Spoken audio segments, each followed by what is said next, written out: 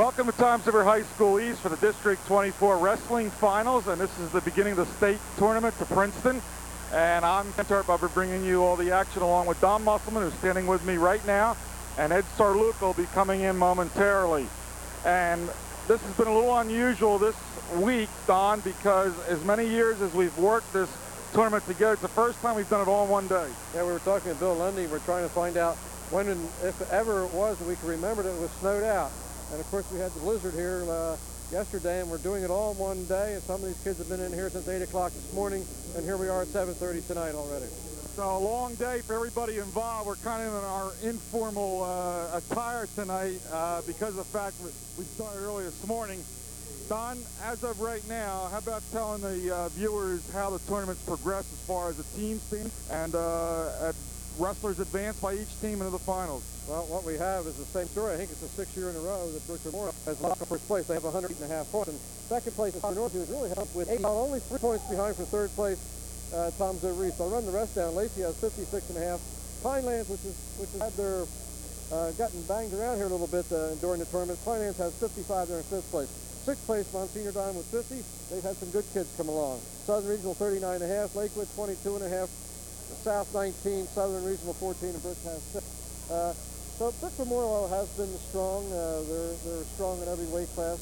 Some of the other kids have done fairly well. We do have 5 kids that are undefeated in the tournament. 103 pounds, Scott Lipson from Lakewood is 24-0, as is Tony Roselli at 130 from Brick Memorial.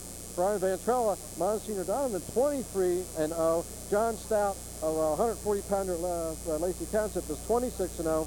And Paul Rich, the heavyweight from Toms River North, is 22-0. So there's 5 kids that are undefeated, and some really great wrestlers, along with the Brick Memorial Mustang team. There are strong individual kids on other schools. Don, no real upsets in this tournament. It's been kind of a true to form, and compared to past years, not too much excitement in the early rounds. Most things have fallen pretty much as they were predicted, and it's been business as usual, fairly much so during this tournament. Now, Bill Lundy's always run this tournament as the director of athletics here at East. This year we've got kind of a joint effort because, of course, Bill moved over to North, and Bruce Mulford's the athletic director here at East now. Well, I ran it for about 5 years, and then Bill's run it for about the last 10. And it's very difficult to run a tournament when you're not working in the same building. And of course, this is of the 3 times there was, this building is the best in which to host this tournament. So whether Bill can continue on to host the tournament and be director of the tournament while he's works in another facility, we don't know. And perhaps maybe Bill will give it up and the tournament will move on elsewhere. Okay.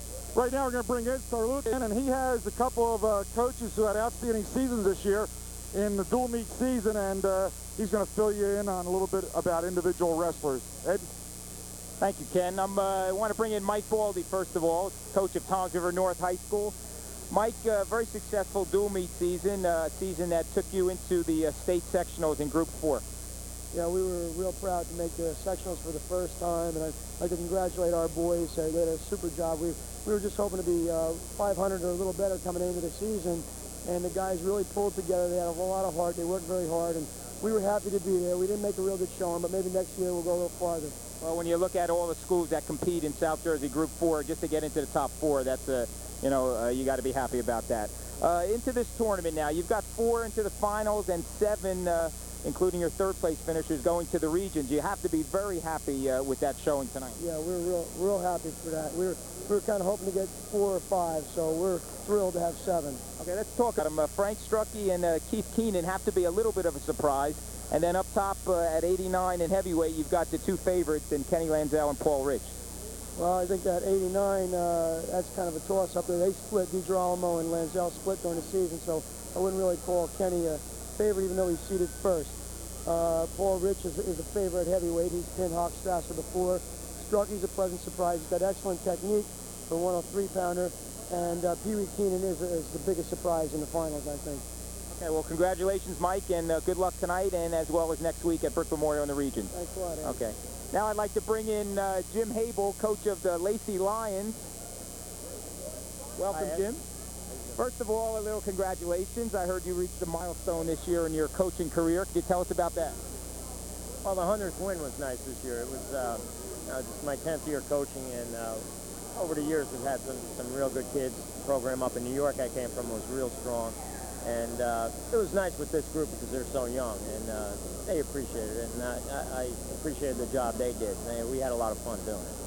Also, a share of the B-South title with Central Regional. Yeah, this year, looking back on it, before the year started, we were real young. We didn't expect to do a lot, and as we picked up momentum, we had a great year.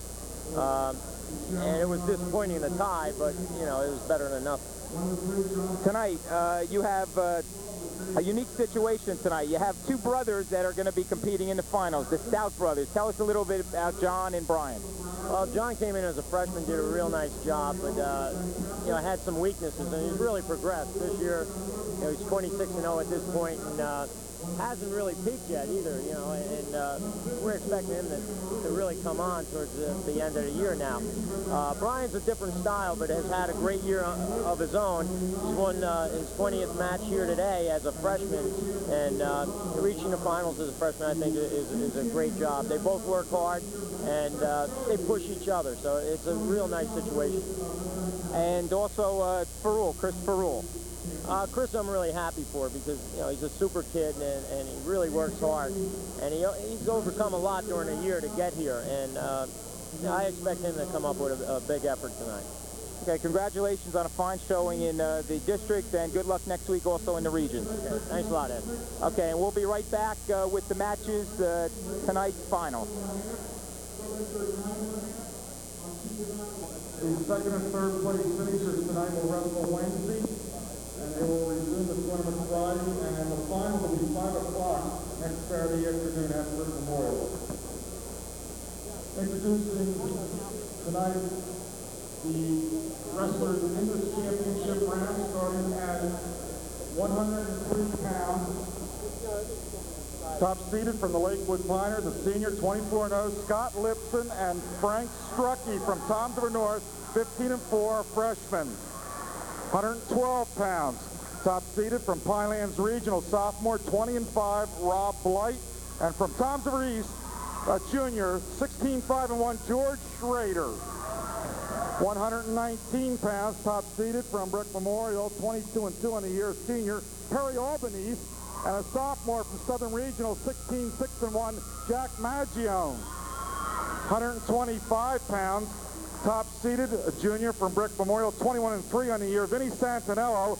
And from Toms River East, junior, 19-4, Joe Catalano. 130 pounds, top seeded from Brick Memorial, undefeated, 24-0, senior Tony Roselli. And from Lacey, freshman Brian Stout, 21-5-1 on the year. 135 pounds. Top seeded from Brick Memorial, senior, 23-3 on the year, Jason Harold. And from Monsignor Donovan Jr., undefeated, 23-0, Brian Ventrella. 140 pounds from Lacey High School, undefeated, top seeded, 26-0, junior John Stout. From Brick Memorial, Tony Laporte, a senior, 19-5-1. 145 pounds. Top seeded from Toms River South High School, senior, 20-1 on the season, Wes Krempel. From Monsignor Donovan, senior, Tom Curatola, 20 wins and 3 defeats. 152 pounds, top seeded from Monsignor Donovan, 16-4-1 on the year, Mark Nelson. And from Toms River North, 10-10-1 on the year, junior Keith Keenan. 160 pounds. Top seeded from Brick Memorial, senior, 21-5 on the year, Mike Baradesco. From Toms River East, junior, 11-9, Greg Ross. 171 pounds. From Lacey High School, senior, 20 wins, 5 losses, Chris Ferrul. And a sophomore from Brick Memorial, 16-9 on the year, Brian Martin. 189 pounds. Top seeded from Toms River North High School, senior, 20 wins and 4 defeats, Ken Lanzel. From Toms River East, 19-3 on the year, junior Joe DiGirolamo. And at heavyweight, top seeded, undefeated, 22-0, junior Paul Rich of Toms River North. And senior, 20 wins and 1 loss on the year, Lou Hochstrasser. Southern Regional High School. Okay, Ed, there's the rundown. We should have some great matches here. And right off the bat, we have an undefeated wrestler. Right, Scotty Lipson from Lakewood, 24-0, coming in. Scott's had a pretty easy time getting into the finals. Tech Falls, Kevin Bohajcek from Bricktown, 17-1, and then in the semis, beat Rod Jackson from Pinelands, 17-3. So he's had a pretty easy time getting into the finals. What about Frank Strucki? Well, Frank Strunke's 15-4. He's also had a pretty easy time getting in. Frank had a bye in the first round, quarterfinals. He defeated Steve Taylor by a pin at 5:42 of the third period, and then in the semis beat Ed Brandsdorf from Southern Regional 5-1. So it's Strunki versus Lipson. Danny Lee is the official on the mat.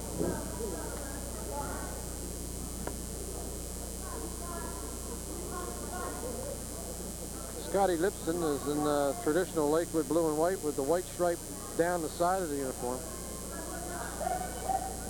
As we mentioned, Scotty was top seeded in this weight class. Frank Strucki of North has the white more or less on the chest part, in on the leg, single leg. Scotty Lipson trying to raise that knee, counter back behind. Lipson leads 2-0 here with a minute to go in the first period. How do you rate our crowd tonight, guys, with the storm we had over the weekend? The finals look to be pretty much full, just about a full house. A lot of people sitting on the edge of the mat and in the front there. So, you know, we've got just about a full house here for the finals. We congratulate the Lakewood Piners winning the Shore Conference Basketball Championship in overtime today. Bringing the title to Ocean County, beating Neptune in the final. 25 seconds. Period. 2-0. I understand they had quite a jam over at Brick Memorial for that one.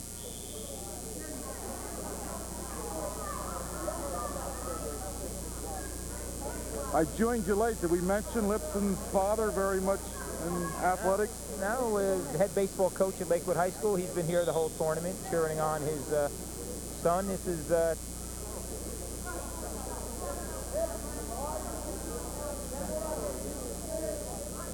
Fans won a few championships in baseball at Lakewood, won state championship. And now Scotty's looking for one. Okay, into period one makes the score Scotty Lipson 2. Frank Strucki has 0. How about third place, Ed? Third place went to Southern Regionals, Ed Brandsdorf, 8-1 as he defeated Rod Jackson from Pinelands. Strucki has been a little bit of a surprise for Mike Baldi and the Mariners. Big win over Brandsdorf in the semis. 5-1, handled them pretty well. Brandsdorf was the number two seed going into this tournament. So that was right. Brandsdorf came in 14-2 into that match. And there's an escape for Lipson, makes it 3-0.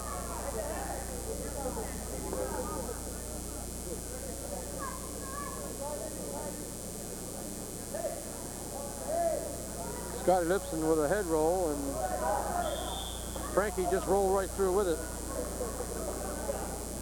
Scott's held this weight for his entire career at Lakewood. Yep. 103, 100 pounds. Tough to do. Well, he was 101 probably when he started. Right, 101.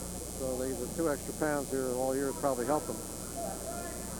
Well, no, this year, though, this year was same weight class all the way Yeah, through. 103, but he never had to make the 101. Right, that's true from last year. Yeah. I'd like to remind the viewers we will be following these wrestlers over to Brick Memorial next weekend. We'll have the finals coming your way a week from tonight. If you're watching on Sunday night, and if you're watching Thursday, we'll have the rerun on Thursday night at 6 o'clock. It's been a unique tournament, Don. First one that I can ever remember that was all competed on in one day. Yeah, of course the snow did us in yesterday, last night. And surprisingly, the wrestlers have held up pretty well. Only three wrestlers failed either to make weight or a couple just didn't show up. But only really one wrestler actually did not make weight, and that's you know, something considering that a lot of schools probably didn't even practice yesterday because of the snow and the schools being closed. That's probably better than the average under normal circumstances. Exactly. So, 47 seconds here in period 2. Scotty Lipson still in the lead, 3-0.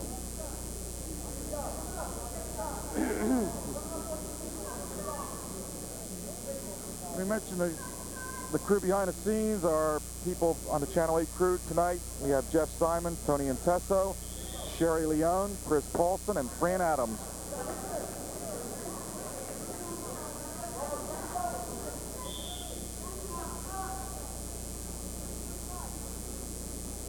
Did we mention our officials tonight, guys? We mentioned Danny Lee doing this match right here. Mentioned the rest of them there. All right, the man backing him up on the mat right now is Barry Bartonett. I'm not really familiar with Barry. I think, oh, I'm sorry. This is Bob Scott. Okay. Right. Barry's sitting right in front. What area are you from? Hightstown. Okay. We got Barry Bartonett from Hightstown tonight. And Lou Fontanez, of course, I remember him as a great wrestler in Freehold when he was a state champ. And he's working here tonight.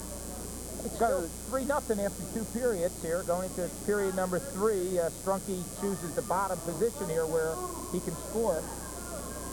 Danny Lee's been working with us several years now, right? Yes.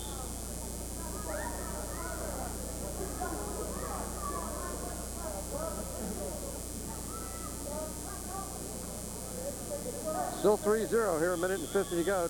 Potentially dangerous. This is Lakewood's sole wrestler in the finals tonight. North will have 3 others besides Frank Strucki, Kevin Keenan, and Kenny Lanzel, and Paul Rich, the other Mariner wrestlers in the finals tonight.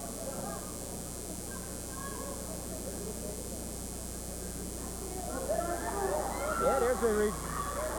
You give it to him yet, Tom? Not yet. Scotty still has that leg lock back there. Minute and 23 to go. Scott Lipson still in control, as Danny Lee says. Did a nice job countering that reversal try by Strucki. Switch try. Scott Lipson has done a lot of leg wrestling in this tournament. No serious injuries in this tournament, right? No, as a matter of fact, Dave Stoltz, the trainer, head trainer at Conjure Reese, was saying it was a very quiet, as far as he's concerned, first and second round. In fact, we've had very few controversies. There's always a couple, you know, but very, very few. Had only really one wrestler who had to forfeit a consolation match due to an injury, a Southern wrestler up in the upper weights, 170-pounder. That's been the only really serious injury we've had. Well, Scott Lipson is 42 seconds away from adding his 25th victory.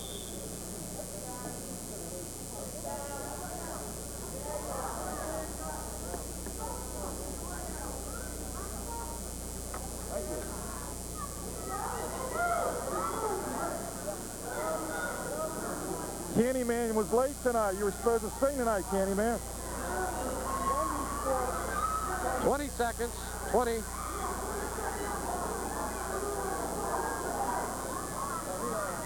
Three-two score here on that reversal. That made it a little tighter there. Frank Strucki hanging in tough. Guys, 12 seconds. He either needs to leave Scotty Lipson up, or he needs to turn him over to get a back point. Probably too late to let him go and take him down. The coach of Lakewood's new this year, isn't he, Ed? It's his first year, Mads Madsen? Yes. And it was Craddock who had been the coach? There it is. Scotty Lipson. 3-2. 3-2 winner over game Frank Strucki. Frank, I feel we'll hear a lot about Frank in the future, only a freshman. I think we ought to.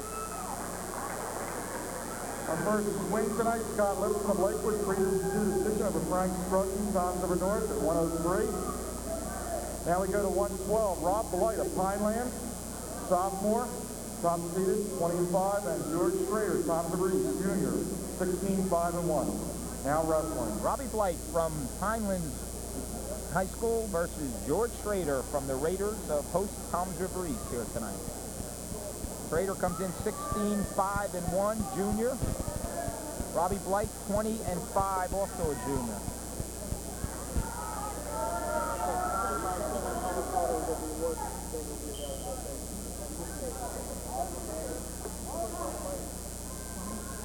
I'm after when they do the first award. Robbie Blight, the only Pinelands wrestler in the finals tonight, Don, in what probably has to be a disappointing tournament for Pinelands. Coach Savage has been outstanding during the dual meet, taking Phil Federico's program and developing it and toughening up the dual meet schedule. Getting into the semifinals of the Shore Conference this year before losing to Howell County. We felt really ready to bring his team in here, and they have not done as well as I think that the whole group would have wanted to. Very difficult to always get your team to peak at the right time. Very tough. Warren Reed hasn't completely lost his voice yet, Ed. He's still going at it. I don't know how he does it. Well, he's got 4 wrestlers in the finals tonight. I feel that he'll lose it probably about 3rd or 4th wrestler in here tonight. He likes to yell. There's 2 for Blight.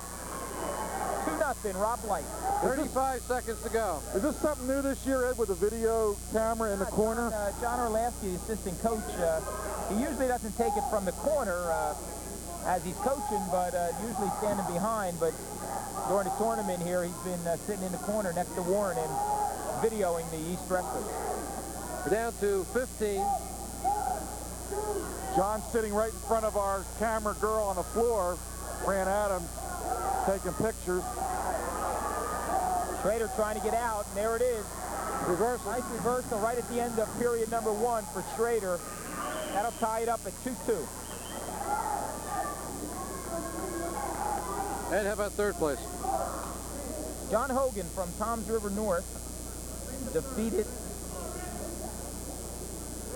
Tony Alvarez from Monsignor Donovan 14-3 in the consolation. So John Hogan, one of the Mariner wrestlers that'll be going on to Brick Memorial and Region 6 next Wednesday night. On Wednesday night, the number 3 position people in the districts wrestled the number 2 position districts, and the guys who won all the district tournaments have the night off. Have the night off until Friday night. That was started last year with the 3rd place. I think it's 2 years now. 2 years, has it been?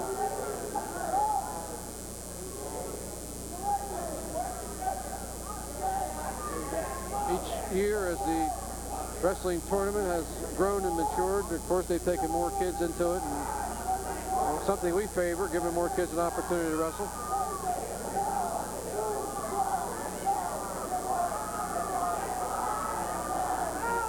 Schrader trying to come out. Got a hold of that neck and leg, and he stays in control, Blight. Bob Blight, the sophomore, wrestling Schrader, the junior.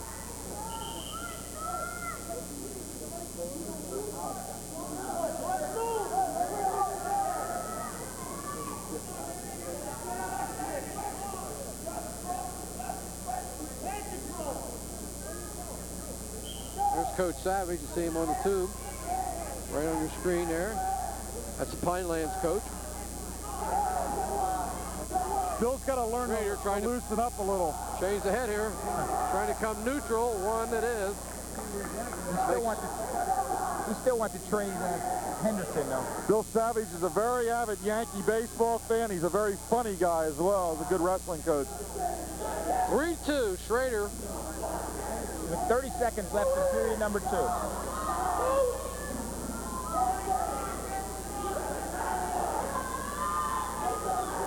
20 seconds here.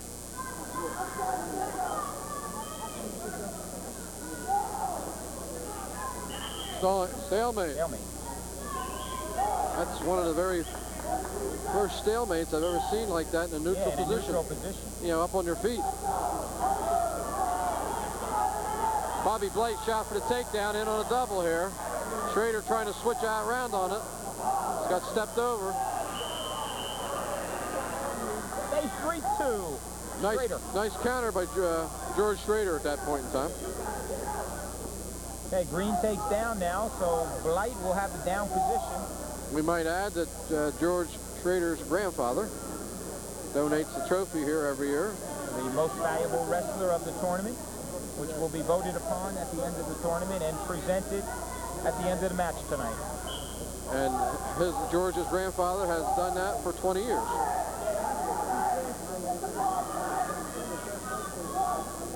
We have the defending champion here from last year. Wes Crimple won it last year, and he's back this year.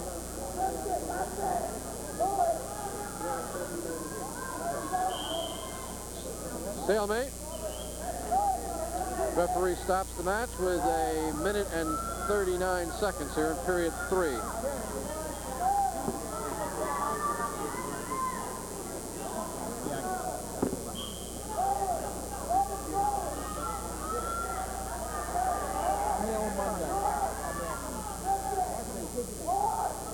Guys, Candyman was sorry he missed the anthem tonight. He was supposed to sing the anthem.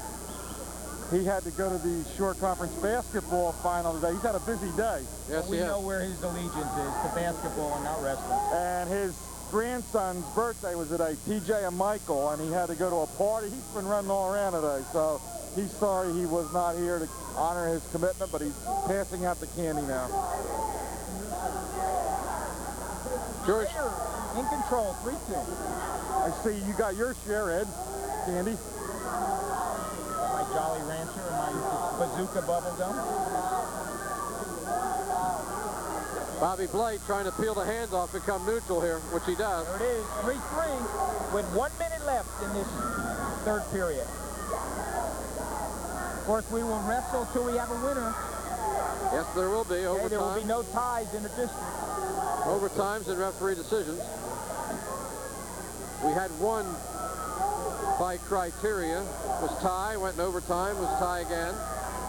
And the first takedown at that bout won the match. Right, I think we went to criteria number 9. Yeah, all the way down, there was 9 different criterias. All still tie, went down to the 9th criteria, which was the first takedown. Looks like a stalemate here. Got a cradle on, 25 seconds. He calls the stalemate. Guys, we got the whole Channel 8 force out tonight. Steve McGowan's over here at the media table covering the tournament. Got John Earl Livingston from the Observer. Joe Zadalis from the press. We pull out all the stops for districts. 20 seconds left in the third period, 3-3. Schrader shooting, in on a single leg. And yes. Schrader's by Schrader. Takedown 5-3, 5 seconds.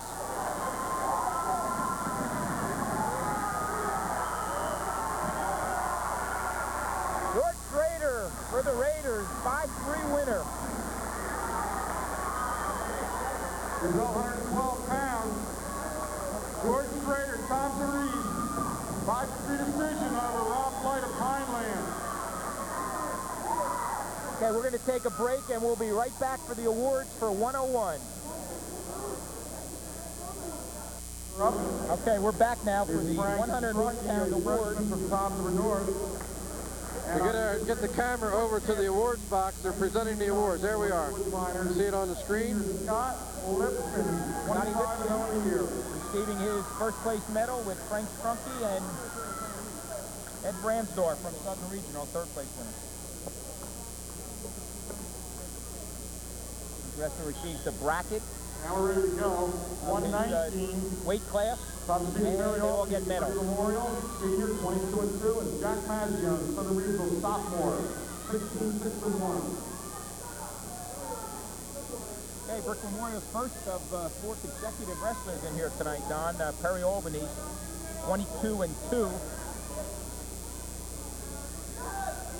One of their leaders, senior leaders. Southern Regionals. Jack Mangione, 16-6-1, sophomore. Albany seems like he's been around forever, Ed. I guess he wrestled as a freshman. Yes, he did, and of course his brother before him, Dean. Dean Albanese. That victory by East put them 1 point ahead of North now for second place, 81-80. We have 4 Brick Memorial wrestlers in a row coming up, starting with this weight class on up to 135 with Jason Harold. Albany's, of course, Brick Memorial making the state tournament in Group 3. South Jersey, Albany's went into the state with an undefeated record, but had consecutive losses. For Scotty Becker and Bob Aceto from Highland, Becker from Absegami. So those were his 2 losses. 22 wins. Tony Caravella and Dennis DeAndre in the corner. Tony hasn't really been too happy this tournament. Seen him prancing around a little bit. He's got 7 kids in the finals. He's looking for perfection. He is back, though, to his Dapper Dan outfit. The last time in a dual meet here with East a couple weeks ago, he was kind of slumming it, yeah. Tony's known for his attire, his wardrobe. A little cautious, both wrestlers in this first period. The official is Lou Fontanez, a great wrestler in his time at 3 holes. Fontanez brothers were very, very great wrestlers. Had a whole family. Yep. That was when wrestling in the shore was very first beginning. Albany's will take the down position to start period number 2. Albany's to get into the finals today. Wrestled Rick Worth from Bricktown, beat him 12-4. And then in the semifinals, beat Vic Myers from Toms River North 10-2. That put him into the finals tonight. There's an escape. Gives Albany's 1 point. Mangione, meanwhile, had a very tough quarterfinal match against Rusty Jackson from Pinelands. He beat him 2-1. Then in the semis, he beat Alex Wilson from Toms River East 7-2. And Alex went on to take 3rd place for the Raiders with a 13-3 win over Vic Myers from Toms River North. So Alex Wilson will be making a trip to the region next week. Just had a shot looking right over the coach's shoulders of Southern Regional in that corner. Gives you an idea of their viewpoint down on the mat. All right, we're down to 120 here in period 2. Perry Albany still in the lead, 1-0. Jack Mangione giving him all he wants.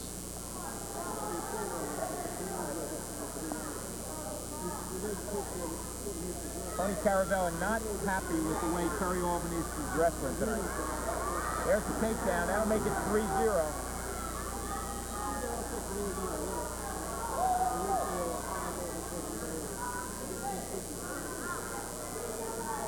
Nice move there, Don. Real nice. Has what they call a can opener. Has one leg in, and then he's got the hands locked on the other leg. Picking up back points here. It's tough to pin him from this. Purely a point getter most of the time. Unless you can scoot your hips out. Potentially dangerous. He'll pick up 3 back points. That'll make it 6-0. That hand was twisted back.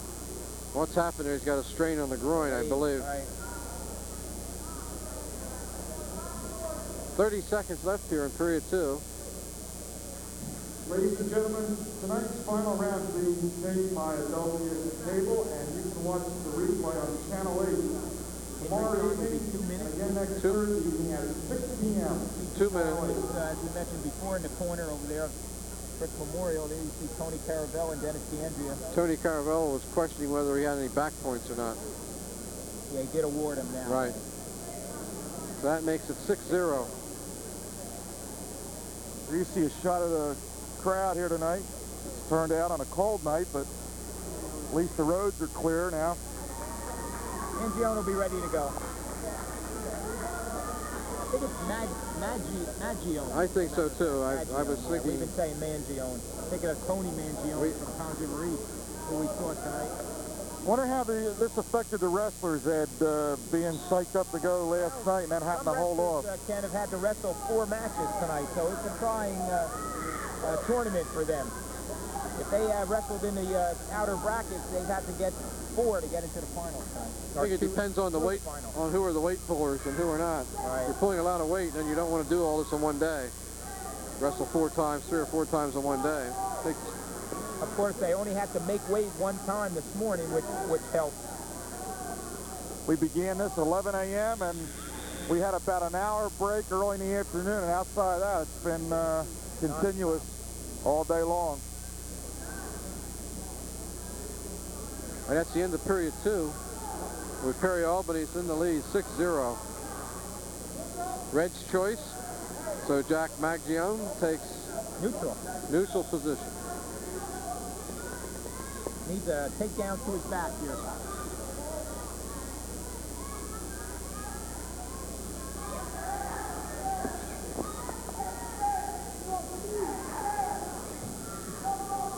Headlock. Choke. Choke. Yes. Choking.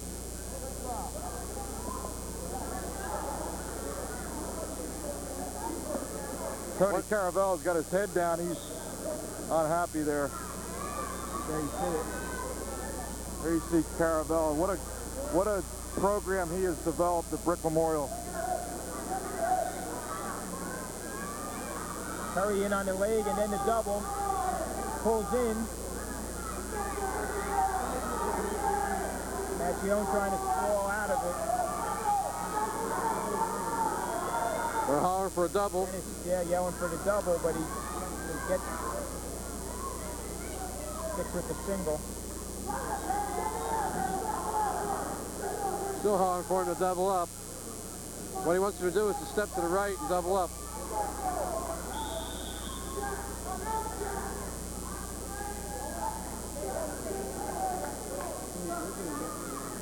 I'd like to remind, we have a lull here, remind the basketball fans, if any are watching in tonight, we have our live All-Star Basketball Award Show, live March 15th, Wednesday night, 7 to 8 p.m. We'll have the top 10 players in Ocean County, Coach of the Year, Player of the Year, receiving their awards. Hope you'll be with us for that special show on March 15th. Albany's is a defending champion here. And Mangione took a third last year, Don, in the district. First and a third, we have 37 seconds. At the same weight class. Mangione. Perry Albany's also at the same weight class. That is unusual. Usually they'll move up 1 weight class per year. Kind of the rule of thumb.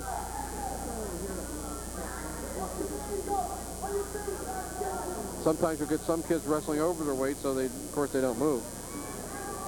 10 seconds here in period 3.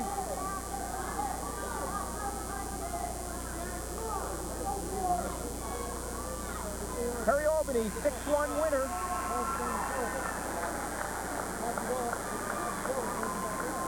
Winner, 119 pounds for Brick Memorial, Perry Albany, 6-1 decision over Jack Mangione, Southern Regional. We'll present the awards now for the 112-pound weight class. For 112 pounds, third place finisher from Tom's River North, John Hogan.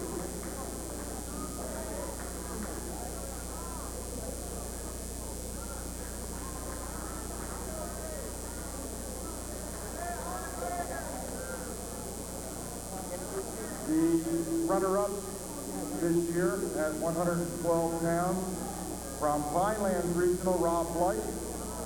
John Hogan from North, third. Robbie Blight. And our district champion Pinelands, number from 2. Tom's River East, Raiders, Junior George Schrader.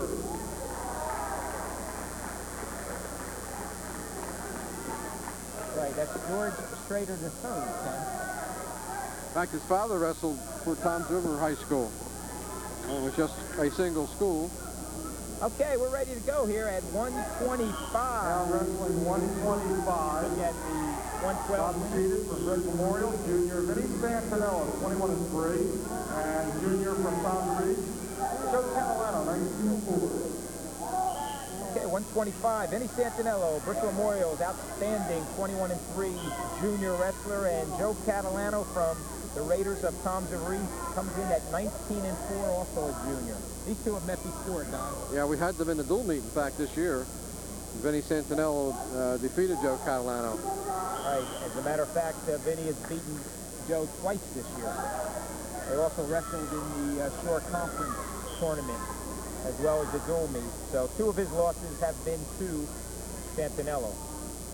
And Santinello has been beaten by, most recently, Kitchen from Jackson Township, 1-0 in the Shore Conference semifinal. And also lost to Vince Berardino from Fallsboro by a 1-point decision. So he's right there, Vinny. Santinello's forte, of course, is good quickness. Vinny's a returning champion at 112 last year, Don. Here's a kid that's moved up 2 weight classes. Ed, I don't know if you had a chance, did you have a chance to talk to Tony Caravello at all during this tournament? Yes. Was he pleased with his third place finish in Group 3 overall in the whole state? Well, felt like he would have had maybe a better shot with Scott and also his heavyweight who did not wrestle in that tournament.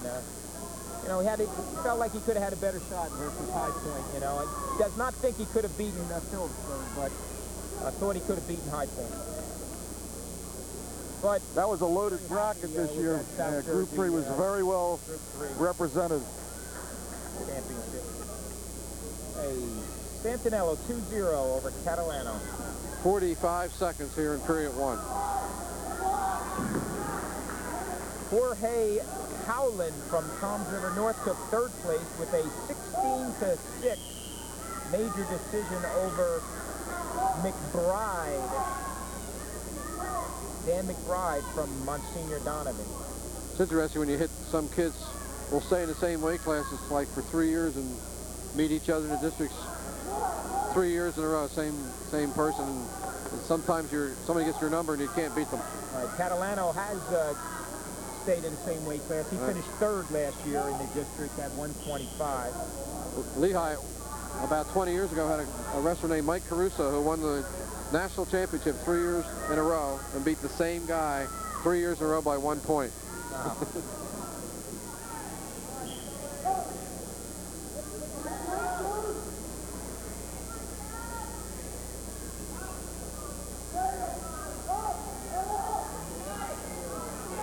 In both of Joe's losses to Santinello, he has wrestled them fairly tough, losing close decisions. Vinny just picked up, how many we got? 2 on the back. Yeah, just 2. So it's 4-0 Santinello after 1. The end of the period. Flip of the disc gives Catalano the choice. Catalano defers to Santinello, which is his option. And Santinello takes the neutral position. 3 choices the wrestler has. Take the top, the bottom, or he can defer his choice to his opponent. In on a single. Catalano has whole leg. In deep. Santinello trying to counter.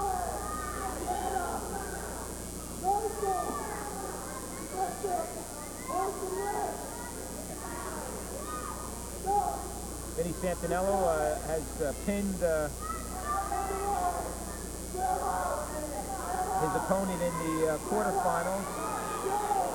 That was Kevin Bryce from Lakewood in 3 minutes and 19 seconds. And then in the semis, he beat Dan McBride from Monsignor Donovan, 16-1, 10-4. And they're talking about what makes Memorial a little bit different than the rest of the teams in the district, because they've won the tournament for about 5 or 6 years in a row. And there's a classic example of where Santinello was being taken down and struggled out of it and wound up getting the takedown himself. And that right there is kind of the difference. They don't do, Memorial boys don't seem to do anything differently. They just seem to do it just a shade better than the rest of the teams right now. It's hard to explain why. And it just might be that the kind of competition that they face throughout the year. Picking up back points here. Tilt points. When we talking about one of the wrestlers came out of that Phillipsburg Christmas tournament with 2 and 3 records, run off 18 in a row? Him in a little while, Jason Harrell. Yeah, Right. quite a record. Shows you that competition pays off. 3 more tilt points there for Santinello. 9-0 Santinello.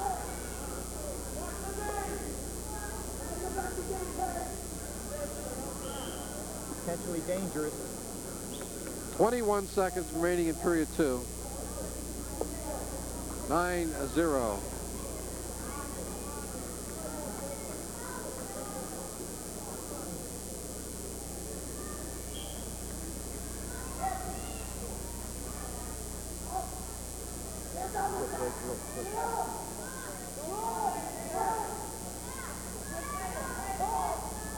Looking for the cradle.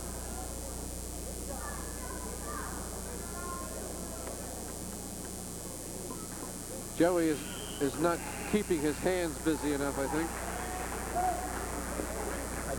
I know Joe was, from teaching at times over here, was looking forward to this match tonight. He's looking forward to getting into the finals and getting another shot at Santinello. He's an absolute competitor. Just never stops. Regardless of whether he's ahead or behind, he just keeps working. He's had a super year, 19-4. There's the reversal for Santinello, 11-0. Switched out, came around, puts the leg on. Ed or Don, have you seen anybody in this tournament so far you think got a chance to go a long way? Well, the Brick Memorial kids have wrestled very well. Santinello here, I think, has the ability. Right. Tony Roselli has been there before, wrestling super, and Jason Harold, as you mentioned, has been on a roll. Then we got some big kids, Paul Rich, undefeated. Whenever you have an undefeated record. How about John Stout? Well, that's what I was waiting for Ed to stop here. I think John Stout's got a good chance. Here's 2 for Catalano. That'll make it 11-2. About a minute to go in period number 3. Catalano, as I said before, still working hard. Santinello trying to step over him, back up on his feet. Super job there. Rolls him with his arm drag.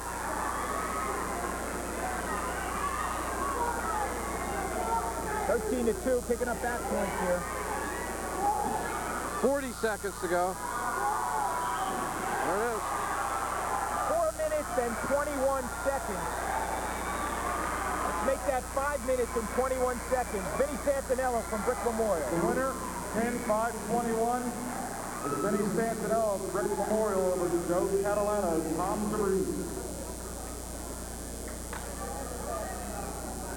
We'll take a break and be right back. 4 minutes to life. Alex Wilson of Tom DeRusse.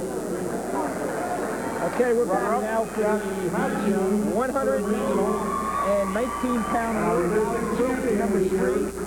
Brick Memorial. The third phase. We got a picture of Alex there. That right eye, Don, that we mentioned before, is just about closed on Alex. He picked that up in the quarterfinal round this morning.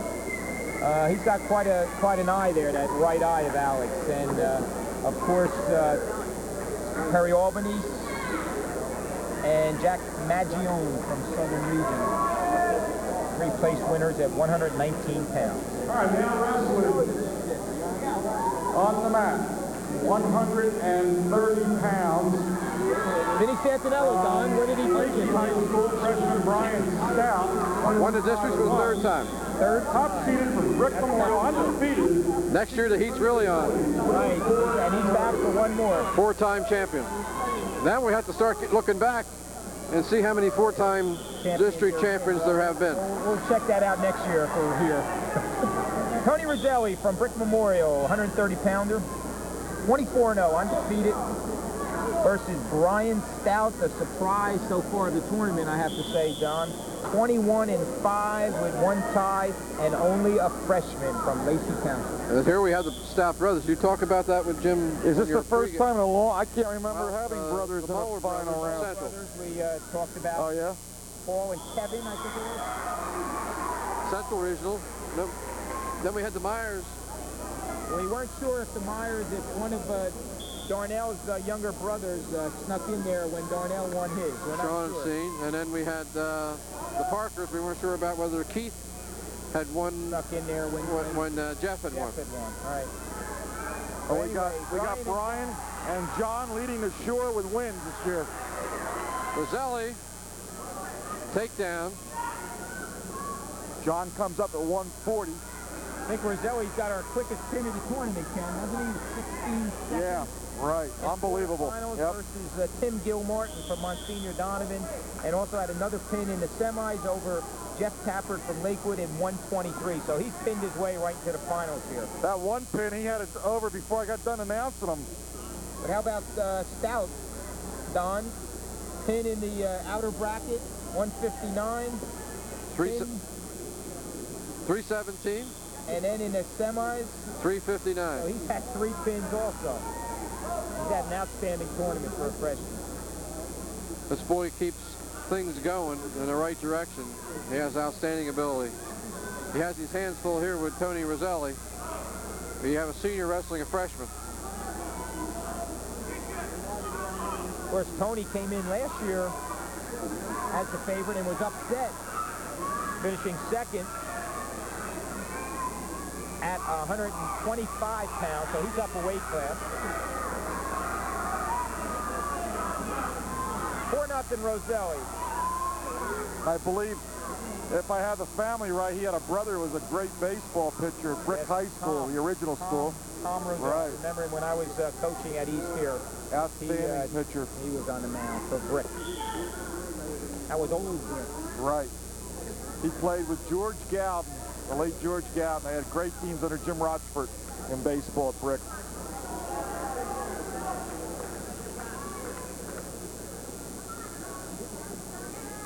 Stout tall for a 30-pounder, Don. And he has great definition in his back for someone that young.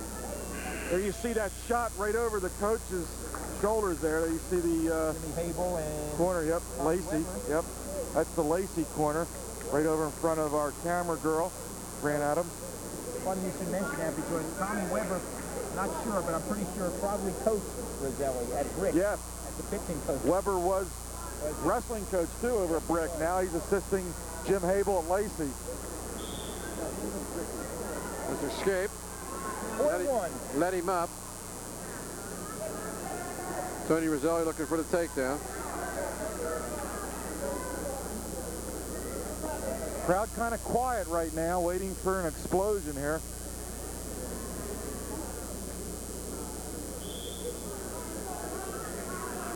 It's a long day of sitting in bleachers, isn't it? Yep. Long day sitting at this table for you, Don and I. But the fans have been in the bleachers for, well, they've had to get up and leave a couple of times, but they've been in the bleachers the better part of about 10 hours. Don, any idea approximately how many matches we're going to sit through, counting this round here? No. Just I can give you an estimate. We had about 79 through the quarters, and then we had another 26. should be over 100. Over 100 then. 105, and then we had 13 in the consolation. At the 118, and we'll have 13 more. 131 matches. In one day. That's exactly what I had thought it was. 131 matches in one day. That's a record for me, I know that. Based on the pain in my back. John Stout in on the leg. Tony Roselli trying to counter. Stout's doing a very excellent job here in these finals. Not out of this match at all. And Ed, as if we haven't watched enough, we'll go home and watch the replay on Channel 8 tomorrow night, won't we? You won't, but... Well, I'll critique you, okay? And Don. Stalemate. Ed doesn't live in our right area. Yeah, but I always get the tape sent up to me. So There's one of our youngest fans tonight, you see on camera there. Donovan Brown there, and Mr. and Mrs. Donovan Brown, right up behind me. Donovan in the white shirt. Yes. Donovan Brown, a great athlete at Brick High School, all-state first team in football. Tony Caravella attributes a lot of his success to Donovan Brown. He coaches the intermediate school at the Veterans Memorial. Possibly the greatest guard I ever saw on the Jersey Shore in football. He was just devastating at blocking. 25 seconds. Stalemate. 4-1. Favor of Tony Roselli. Brick Memorial.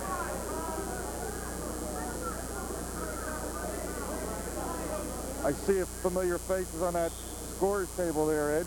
Bob Hermani's worked this tournament every year with us, running the clock, the scoreboard. Brett Davis. And George Schrader. Brett Davis used to coach here at East. And George saw his son win tonight for the Raiders. He did, very excited. He couldn't work that match. He was out taking pictures of that final with his son. George had an outstanding year with winter track here for the Raiders. Won a few championships with the boys team. End of the second period. And we'll have an award tonight in the name of the grandfather of the wrestler, Dr. George Schrader, who every year they give out the most outstanding wrestler award in that name for the Schrader family.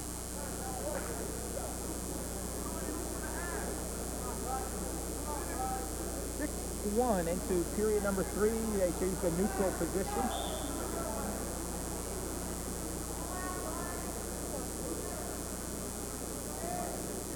Stout, if nothing more, Don, getting a lot of experience this year. Yes, he is. And, of course, he will be going on to the regions, and that'll be more experience. 2 more for Roselli on the takedown, picking up back points here. 8-1 Roselli. You folks want to go over to Brick Memorial. It starts Wednesday night. If you're watching this on Sunday, you can make plans to go over. Second and third place finishers go on Wednesday night. Then it continues Friday night. We'll be there Saturday for the finals at 5 o'clock. Roselli, Sunday. Roselli, that's Brian Stout up, making the score 11-2 with 1:15 remaining, period 3. It's districts 21, 22, 23, and 24, right, at the region? That's correct. 4 districts, which will encompass most of the schools in the shore.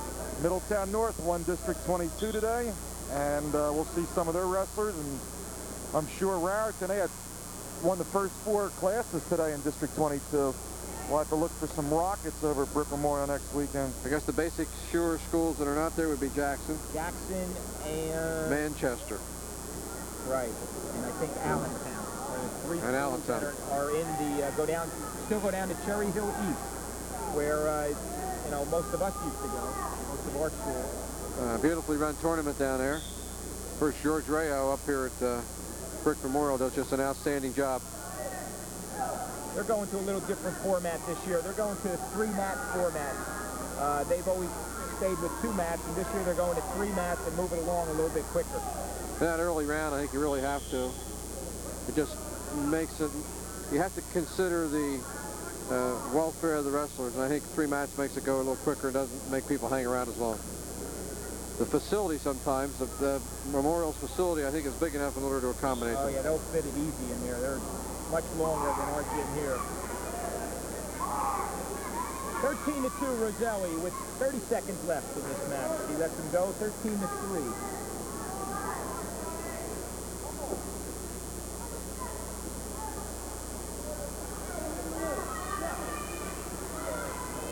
Tony Roselli will pick up a district championship. Glad to see you talk to Jim Hable on the pregame show, because he did a real nice job for the Lacey program this year. They won a share of their league, right? Right. I've known Jim ever since he's been down in the shore here. Even before he went to Lacey, we worked together in Point Pleasant on the beach as lifeguards. And when he was at Point Pleasant Beach High School, and 15-4. Tony Roselli, 130-pound winner. 130 pounds, Brick Memorial, Tony Roselli, 15-4 over Brian Stout of Lacey. We'll take a break and be right back. Howland from Tom's River North.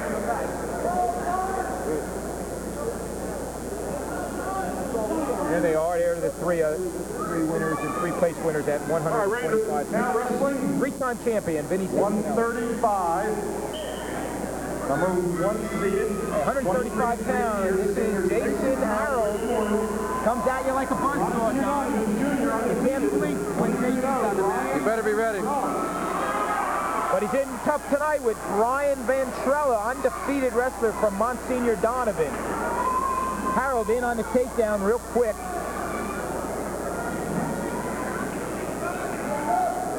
Harold is what I would call a nasty wrestler. Exciting. Define that, Tom.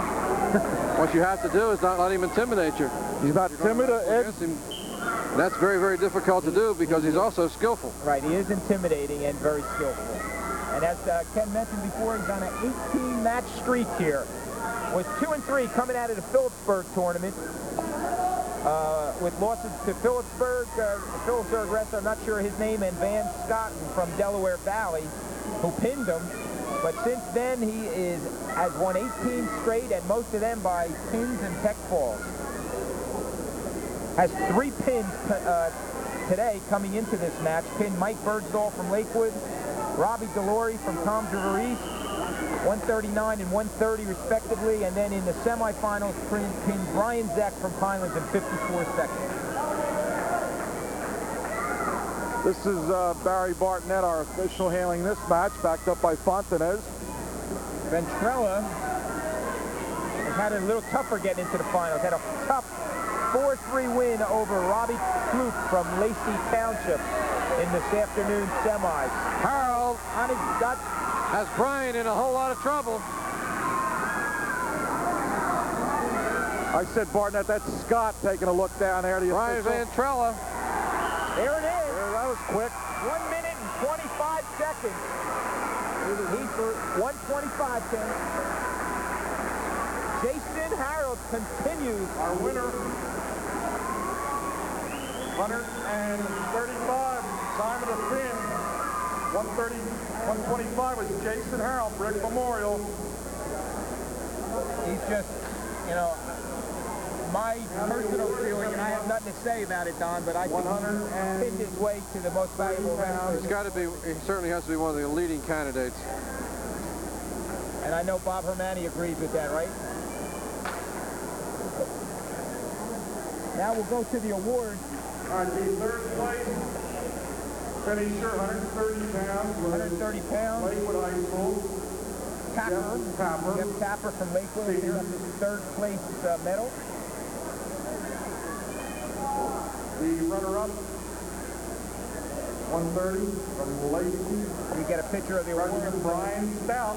And there we go. There's Tapper. And our district champion, Brian Stout from Lakewood. Rick Memorial, Tony Roselli. There comes Brian and Tony Roselli going up to the top step, picking up his district 24 gold medal at 130 pounds. Now wrestling, 140. Top seeded from Lacey, undefeated, 26-0, leading the sure wins John Stout, the junior, and his opponent from Brick Memorial, senior. 140 pounds, John Stout from Lacey and Tony Laborte from Brick Memorial.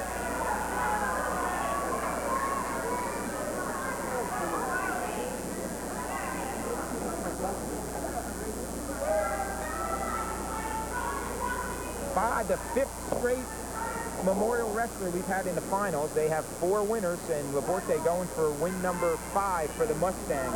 But he's in tough versus John Stout from Lacey. Undefeated, 26-0.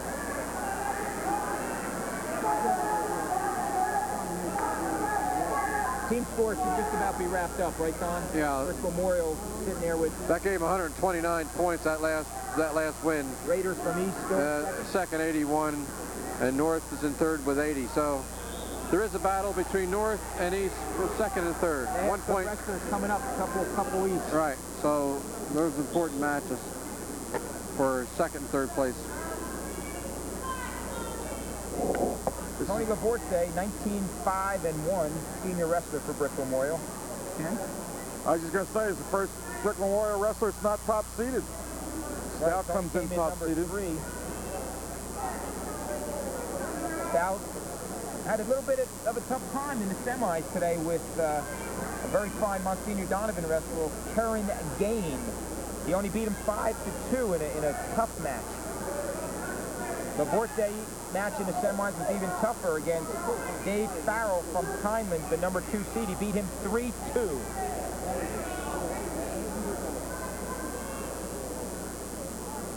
Farrell went on to take 3rd place for Pinelands with a 6-4 victory over Karen Gaines from Donovan.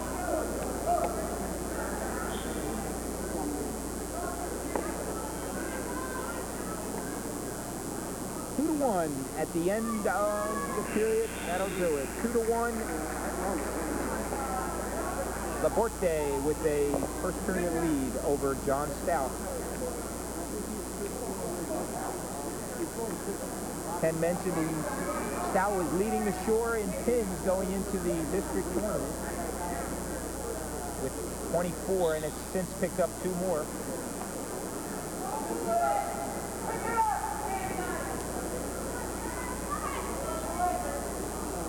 Remember Tony's brother, Art Laborte, a couple years ago. It's not uncommon to have wrestling families. Brick Memorial's had a share of them. We got the Martins, the Albanises, Labortes, Scotts. Probably a couple I've forgotten. Didn't Lacey have the Musselman clan? No, that was a different sport. Your younger son wrestled, didn't he? 1 year. 1 year, right. I remember him. Well, one of the Musselmans was assistant coach this year in wrestling. At Central. Greg Musselman. That's correct. At Central Regional. I knew there was some family tie in there.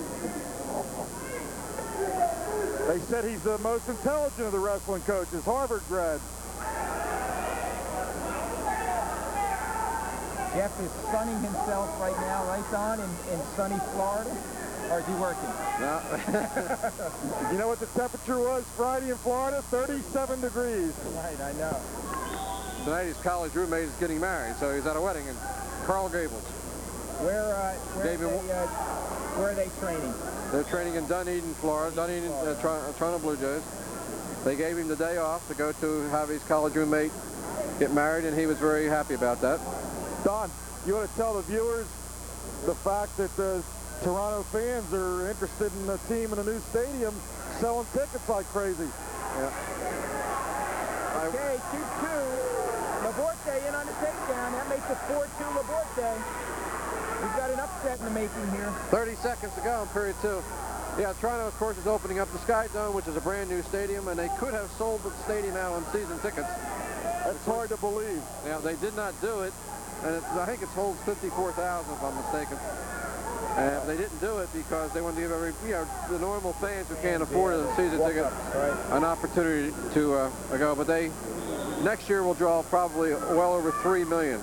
That's amazing. All-time record, right? Trying to hit 4. And you don't think about that in a Canadian team about baseball, but. Well, I was up there last year in Toronto and was visiting the city and also seeing the Blue Jays play in the old stadium and saw the Sky Dome under construction. It's quite a place. Right in the middle of downtown Toronto.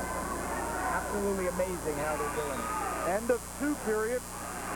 No points for Stout there. Still 4-2 Laborte.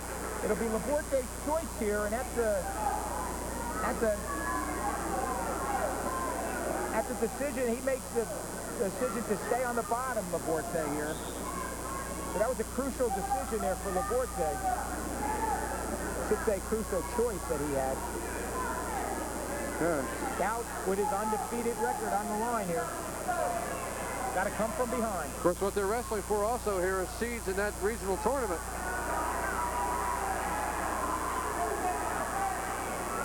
Laborte coming neutral. There it is. That'll make it 5-2. That's a big point there, Don. Now he needs more than the takedown, Stout. Trying to dump here. Memorial just keeps busy, regardless of the score. Keep coming at you. John Stout trying to go behind. About ready to stalemate this, I think. Some of the fans sitting on the edge of the mat around the gym tonight. 1 minute and 4 seconds left, and Tony Laborte in control here, 5-2. Jim Habel reminding his wrestler, you've only got 1 minute here left in this match. Let's go. Not a time to wait.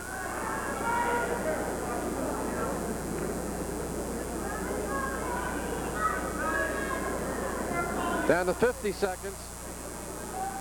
Find it interesting tonight, Don, in the finals, we have not had one stalling warning yet. Stout in on the leg, trying to pull it in tight. Trying to put the cradle. He has his hands locked. But they're on the edge of the mat. Could get 5 out of this.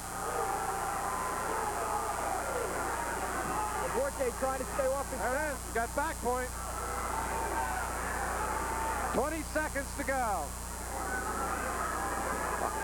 Got at least 2 coming here, Don. Right.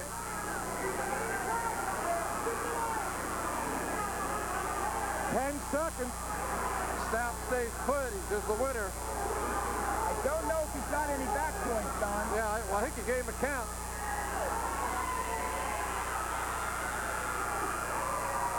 I don't think so. No back point. No back point. That'll be a 5-4 victory for Tony Laborte.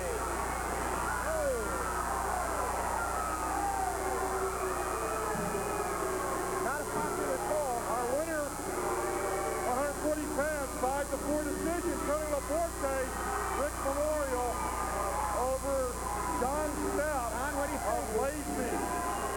I think it's a tough call.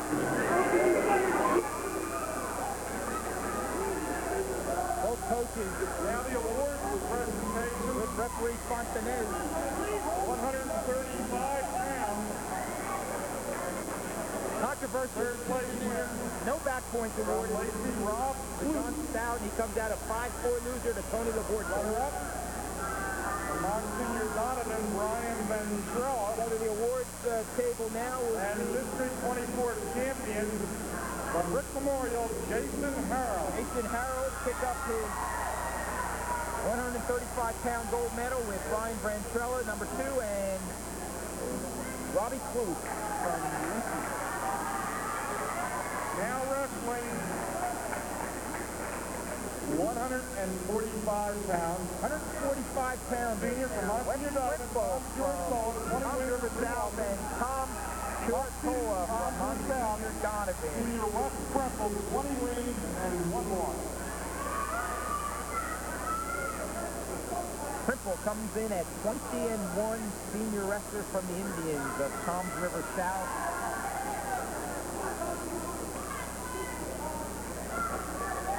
Has had an outstanding year and is trying for also his 3rd district title. And as we mentioned before, was the District 24's most outstanding wrestler last year, as awarded by the coaches. Rick Memorial, 5 in a row, Don. Beginning to look like they did that night in the dual meet here, Ed, when they were off. Go in on the takedown here, and that's 2.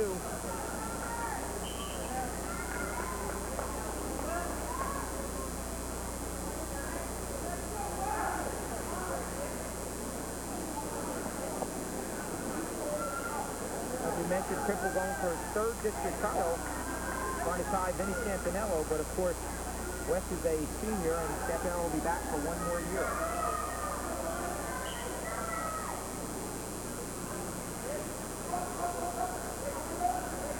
West has the cradle on.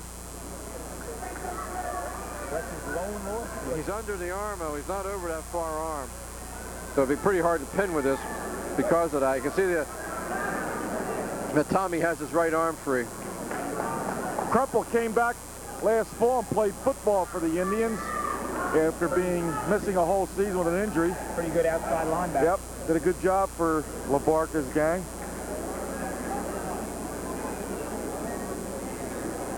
Just wanted to mention West's only loss was only by a point to Robbie Johnson from Jackson earlier in the year. Whoa! Of course, all wrestlers have to be careful of that slam and taking your opponent down into the mat. You hate to be the better wrestler and be disqualified.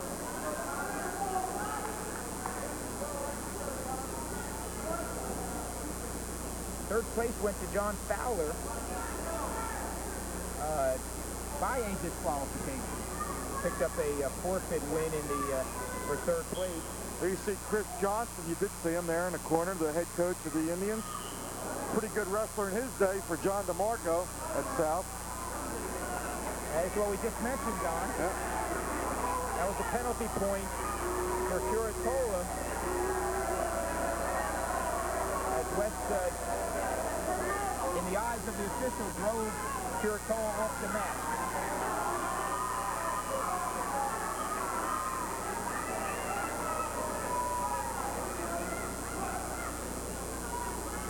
Crimple wrestles, or vice versa, but they wrestle a lot alike. Jason Harold. I was just thinking that. I was just going to say, I think what we got to do is have an exhibition We here. were talking in the coach's room, and a lot of people would like to see that match. But Jason Harold and Wes Crimple against each other. Right now he has all, he can handle Tommy. Yes, he does. Tommy Curatola, 20-3. Tom won a interesting bout in the semis. He was the one that wrestled to a draw, 7-7 in overtime, and had to go to the referee's criteria. Number 9, which was first takedown of the match. Hey, Ed, a couple times they tried to say Scott was somebody else. Now we have the official I was trying to say on the mat. Right, from Hightstown. Barry Bartonette from Hightstown. Well, he's new this year, so I just... Yeah, that's why he's not first time I still don't know him yet. Nice picture of the fans right there. Raiders. 18 seconds in the period. 2-1 Crimple. Crimple looks a little frustrated tonight, though. Tom Curatola wrestling the edge of the mat.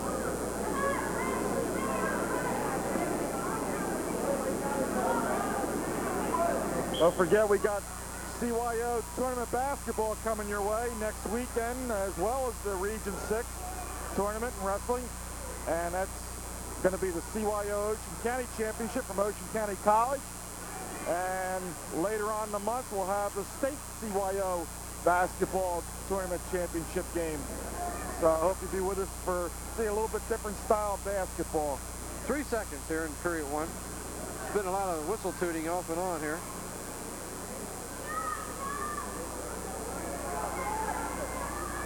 And a little later on, we'll be having an all-star girls basketball show. And that will be coming up in April. So I hope you'll stay with us on Channel 8. Another month yet to go. Wes Crimple, 2-1 lead here at the end of period 1. Curatola takes neutral, I believe, was his choice.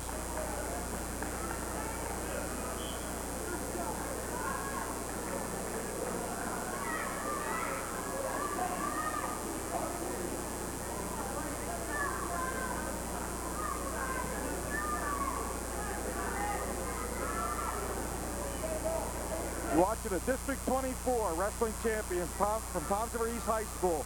If you came in late, these wrestlers go to Brick Memorial next weekend and hopefully on to Princeton University Jadwin Gymnasium for the state finals.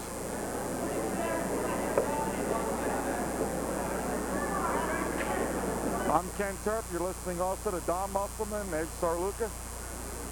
West complaining of sweat on the body of Tom Curatola, asked the referee to wipe the sweat off. Have a tough time grasp. It's a little warm in here because of the amount of people that are in the gymnasium. It's Tom Johnson and Jeff Schulte. Jeff Schulte was from Keensburg, wasn't he? A big football player. Yeah. Yeah, I believe he went to Princeton, didn't he? Am I thinking of the right one, or am I thinking of Schulte? They had one that went to Princeton. Maybe I got them mixed up. Nope. Don's shaking his head. He wasn't there when I was at Princeton. Now, they had a football player from that area that was also a pianist, and he went to Princeton University.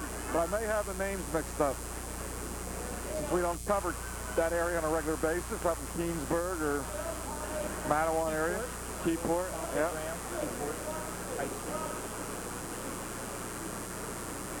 West Crimple 2-1 here with 1 minute to go in period number 2.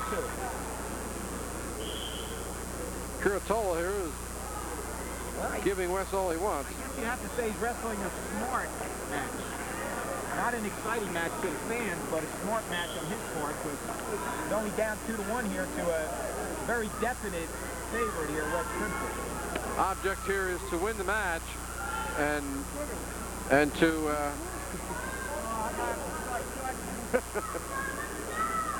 Thank you, Candy Man.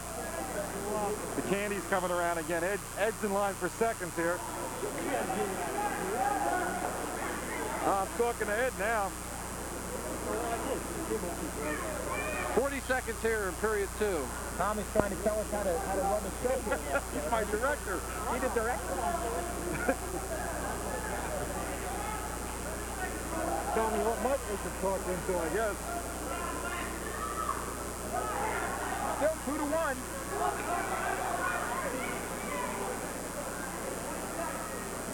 Sometimes I get confused with these two microphones over here. You did that one. You did this one night, the two microphone bit. Right. That makes it 4-1 with 5 seconds here in period 2.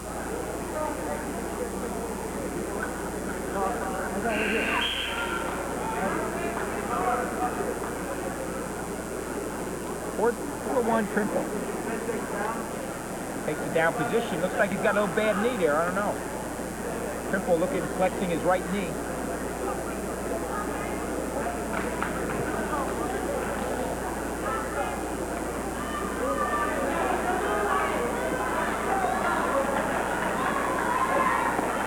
Donovan was a little bit of a surprise, having 3 boys in the finals tonight. I thought Monsignor Donovan did quite well for themselves. Somewhere in the middle of the pack, right, Don?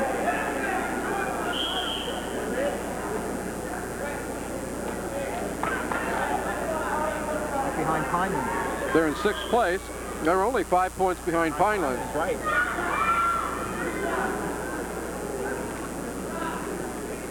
And they got the favorites coming in next match, right. Mark Nelson. They got they have 50 points and Pinelands has 55. 5-1 Trimple. And Lacey is only 56.5, so they're 5 behind Pinelands and 6.5 behind Lacey.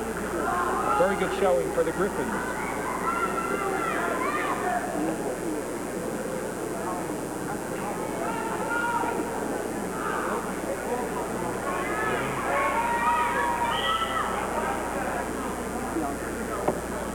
Trimple definitely holding his right knee, Don. Yep. Have a little problem with that right knee.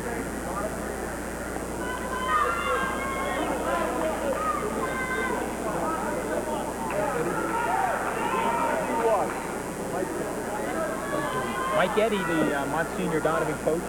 There you see Chris Johnson, the South coach, but we spoke before of the Griffins from Donovan, and their head coach Mike Eddy done an outstanding job this year.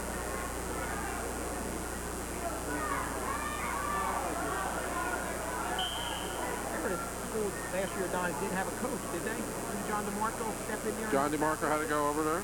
Right. Season began and they had no coach.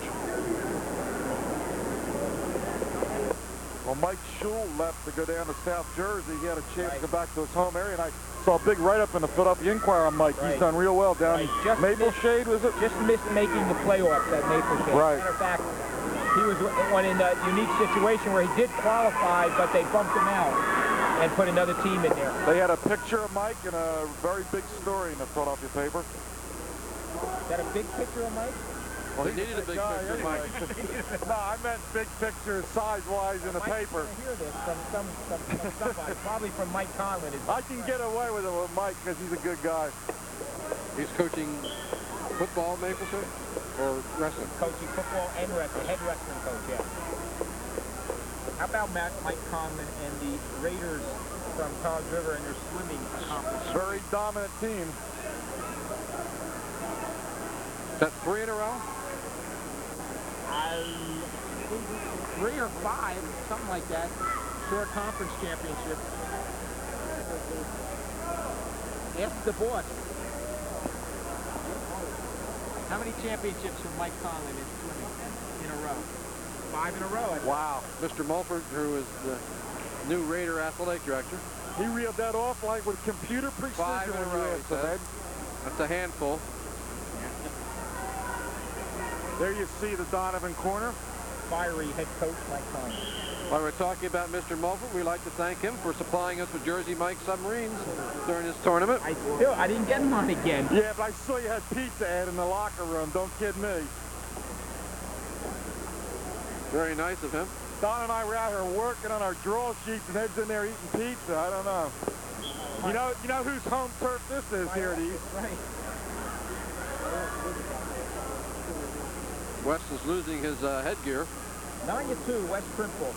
On his way to his 3rd district title. I think West took a page from the swimmers and shaved his head. Yeah.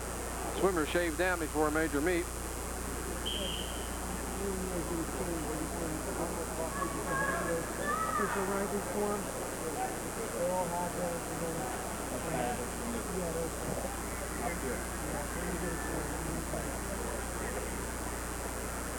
Two seconds to go here in this match, and Krimple's got a problem with his headgear. 9-3 victory, West Crimple. Tom River South. 145. I'm in free position. West Crimple, Tom River South. There's Tom Stewart Low, Monsoon up. Okay, we're going to take a break, and we'll be right back. I'd like to remind the coaches to please. Pound gold medal. The one match with a kid through his headgear from Waco concussion. There's the 3 winners.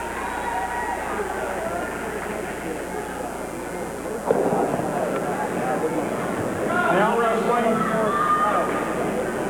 152 pounds. Top seeded the Monsoon Donovan senior, 16-4-1, Mark Nelson. Tom's Verderosa, the junior, 10-1 on the year, Keith Keenan. 152 pounders now. Surprise of the tournament so far. Keith Keenan, Tom's River North wrestler, comes in 10-10-1. Came into the tournament on with an 8-10-1 record, and has worked his way to the finals here with 2 upset wins. One over Justin Gray from Bricktown, 9-7 winner, and then he beat Tommy Dowd from Tom's River East 3-2 in the semis to get here.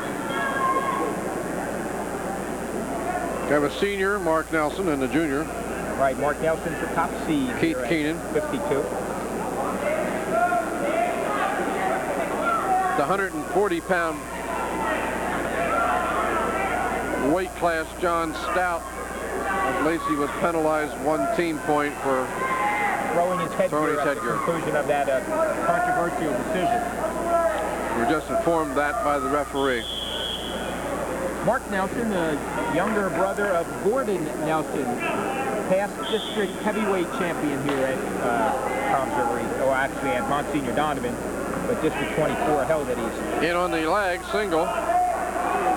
Gordon was a pretty good tackle in football too, Ed, for the Griffins. Of course, all of these wrestlers had a little smile on their face. I mean, unfortunate smile for Brick Memorial's Jody Scott, who was unable to wrestle due to an injury. But Scott was the definite favorite, defending regional champion from Brick Memorial was the favorite coming in, but during the states, cracked a vertebrae in his back and was unable to wrestle for the rest of the year. Mike Baldi had a nice season over at North. You had him on the pre-match show tonight, Ed, and he beat Tom's River East in a dual match during the Class A South season. Right, upset him in a dual meet, or maybe it wasn't an upset, but beat him in a dual meet, but then Raiders came back and avenged that loss with a state tournament victory in the semifinals of South Jersey Group 4. Nelson gets the first takedown of the match, 2-0. Looks like they butted heads, or Nelson either took a head in the eye or a finger in the eye. There you see Baldi, excuse me, Ed, on the left there. New look this year for him. I've never seen him without the beard before in years. Well, as we mentioned, Mike was in a very serious motorcycle accident earlier in the year, and kind of lucky came out of that. He's in pretty good shape right now, but trying times there. All right, ready to... Salt also, the trainer from Contra Reese is out there, tending to Keith Keenan. Long day for Dave, but he's had no real serious problems as far as attending to the wrestlers. Everybody's come through this in good shape.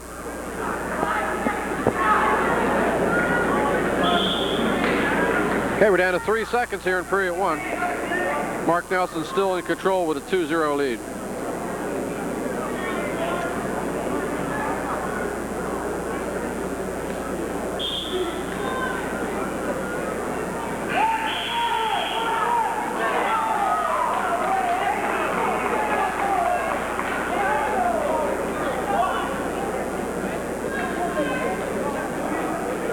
After one. Keenan.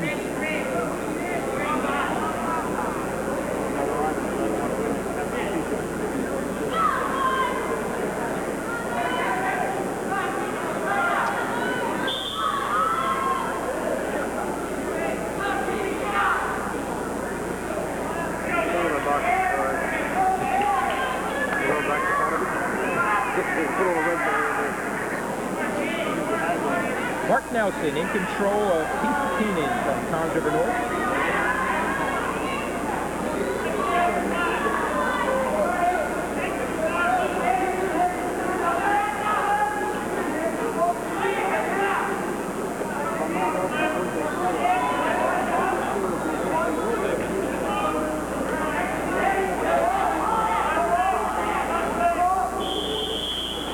Ed, do you think Brick Memorial's domination this year has taken a little bit of the electricity out of the finals that we used to have?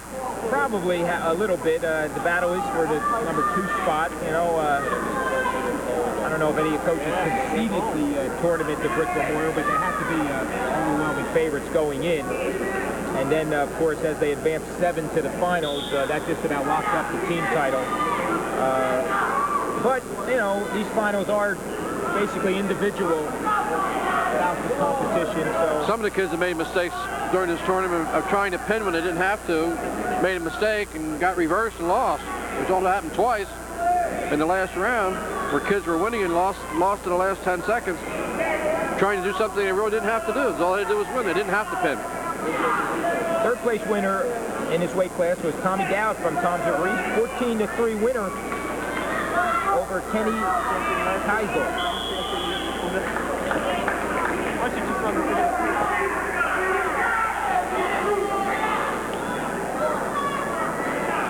We have Sherry Leone in the corner there on that Keith Keenan camera, and getting bapped here again. we got a cameraman right over Don's shoulder up on the scaffolding tonight. And right now it's Mike Philbin up top. And you see him working on Keith Keenan's eye. Chris Curtis and Mike Baldi.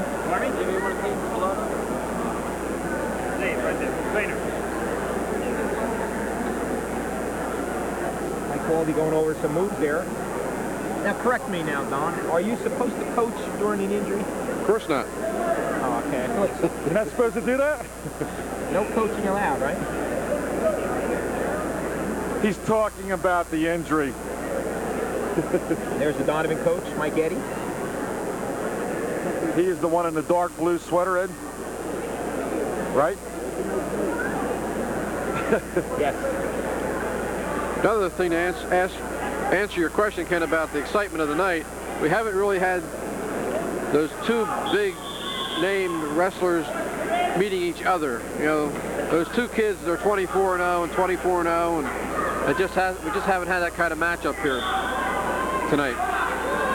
We've had some upsets, but we haven't had that too big, the showdown kind of matches that we've had in the past. Actually, that probably won't happen until 189, Don, when DiGirolamo and Lanzel will go at it for the third time. They've split 2 bouts, 2 of probably the best 89-pounders in the area. And then Paul Rich and Lou Hochstrasser from Southern Regional and Tom's River North are going to go at it again. And Hochstrasser's only loss was to Rich earlier in the year, so we might have a little excitement a little bit later on. See the gauze pad hanging out of Keenan's nose on the bloody nose. A hit in the eye and the nose before earlier in the match. 2-1. 1. Nelson.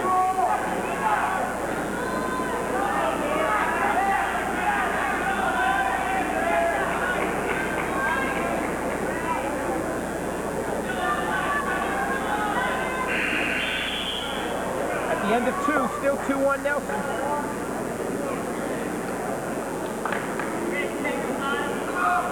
John DeMarco over there in the corner of the bleachers, huh?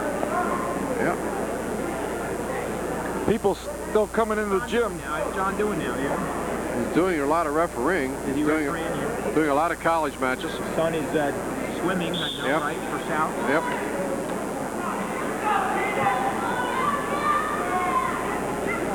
No coaching now.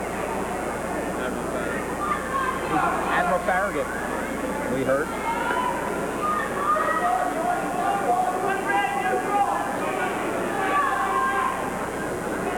Arm drag.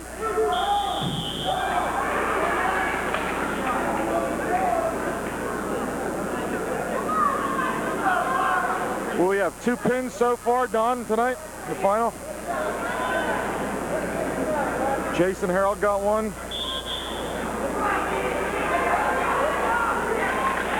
Vinny Santinello picked up 1. I think that's it, right? In the final. Santinello and Harold. It's not uncommon. We rarely have many pins in the finals. The better the wrestling, the more difficult it is to pin your opponent. Stalemate. 5-1, Nelson in control.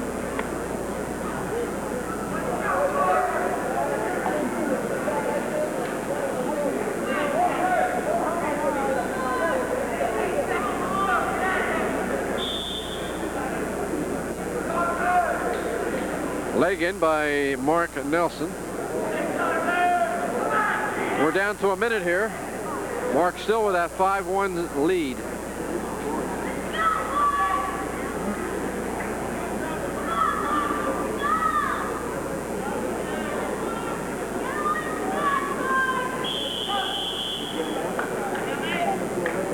Stalemate called by referee Danny Lee.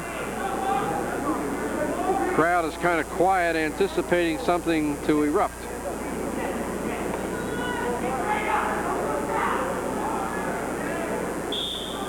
Got a local favorite coming up next, Greg Roth, who's worked his way into the finals at 160 pounds. Try to break Memorial streak here of 5 winners.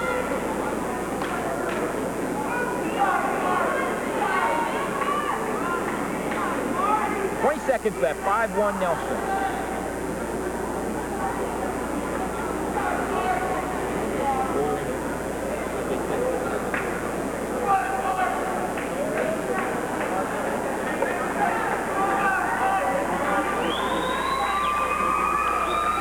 That'll do it for Mark Nelson.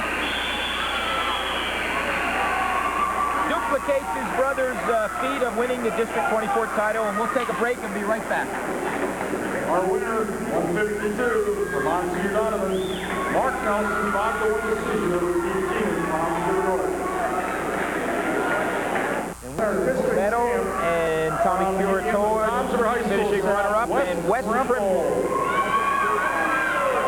from the Indians of Toms River South, 3-time champion, district champion at 145. There are the 3 place winners, all 3 advancing to Brick Memorial next week.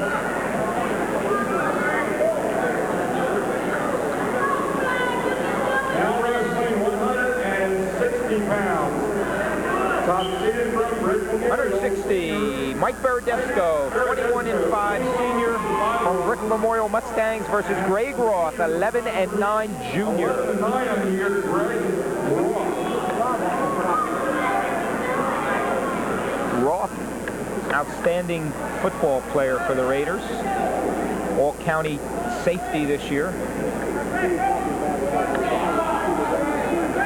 Greg's won 3 matches, came into the tournament with an 8-9 record, now standing at 11-9 with his 3 wins. Toms River East could use the points here if Greg Roth can score, to stay ahead of Toms River North for second place. Still that 1 point difference. East currently holding the 1 point lead. Okay, both wrestlers hit for stalling there. As we mentioned before, not too many calls for stalling, and there's 2 right there. Both wrestlers hit. Verderosa's beaten Roth twice this year. Once in a dual meet, once in the short conference quarterfinals.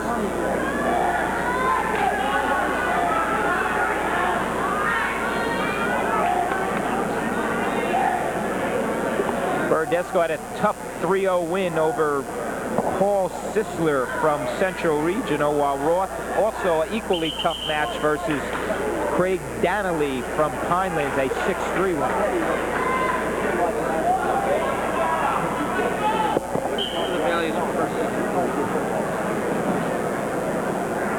Hard to explain it to you. Danley came on to take 3rd place with a 10-6 victory over Sisler from Central. There's 2 points for Verderosa. I think we mentioned during the dual meet, Mustangs with new uniforms this year. They have the Mustang horseshoe on the back of their uniform. Forearm, Ken. Drilled into the mat by Verderosa. He's holding his right arm. Wrist, forearm. There's a good shot of it right there from our corner camera. Holding that wrist, that right wrist. 10, couldn't get any there, right? Because you go. Coach Reed on the right. 14 plus these. Referees and Dave Soul. There's Caravella and DeAndre, the coaches of Brick Memorial. They're a contrast in styles. Caravella always in the white shirt and tie, and DeAndre always wears the t-shirt. I think that's what makes Tony look even more better when he stands next to DeAndre. DeAndre kind of doesn't hold anything back in the corner. Tony a little bit more of a quieter guy. Okay, Roth ready to go again. Fights off the injury. 25 seconds left in this first period. 2-0 Verderosa.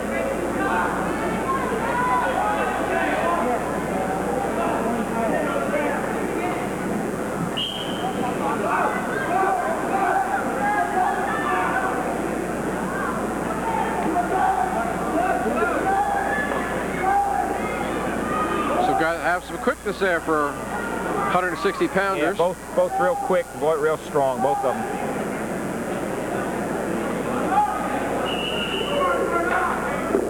Craig has really put together a fine tournament after a little bit of a disappointment during his dual meets. Like I said, he was 8-9 coming in, but put together 3 big wins here in the tournament to make his way to the final and get a trip to the regions. And he's only a junior. So anytime that wrestler could get experience up at the regions, it'll help him for his senior year or next year. Just gives you that much more confidence. As they say, you always have to see the lights of Princeton, right? If you want to win there. At least once. End of 1 period.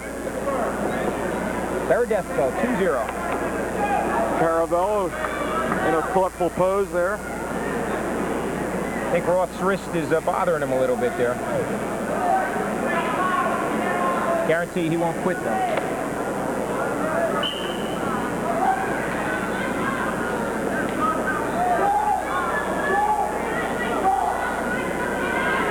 Greg Ross still had the leg in. Nice counter job there on that switch.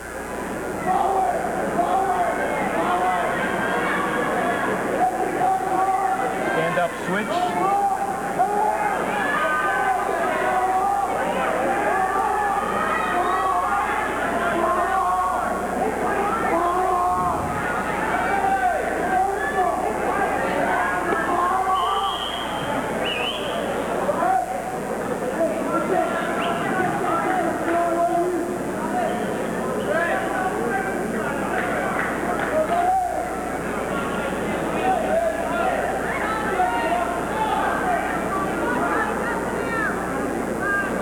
Verderosa. Roth in control. 30 seconds into the second period.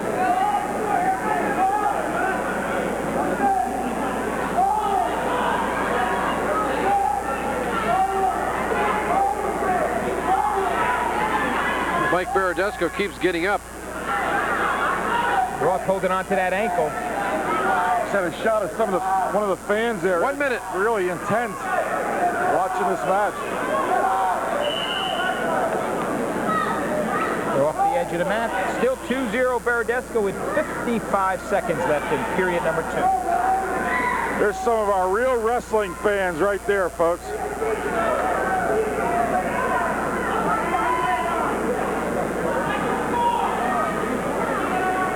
I saw Donnie Blair there, the head coach at Bricktown, up in the stand.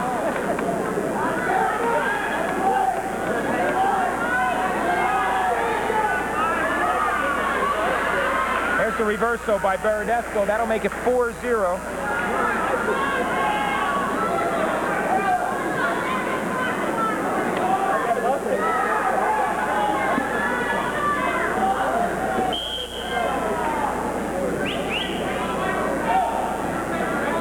Seconds ago, second period.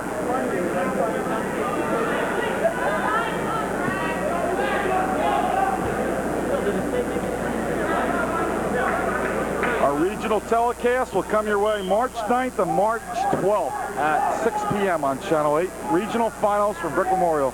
Well, I've just made my decision, Don. I don't like doing the tournament in one day. Well, too long a time. Too long. Verderosa, like the rest of the Brick Memorial wrestlers, has the leg in. The leg in. It's always tie that leg up. Always. 8 seconds. Now it's trying to put the far side half, 3/4. Helper half. End of 2. 4-0 Verderosa.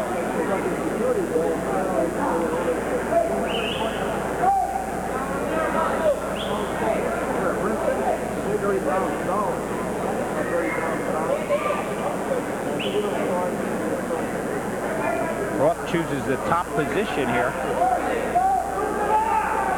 on instructions from his coach in the corner, Warren Reed.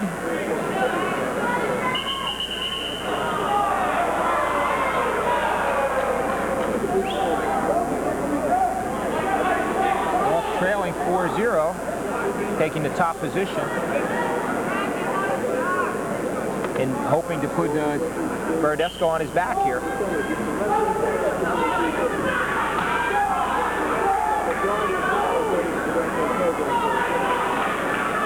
There's 2 more. Leg right in. Leg goes right in. 142 here in this 160-pound match.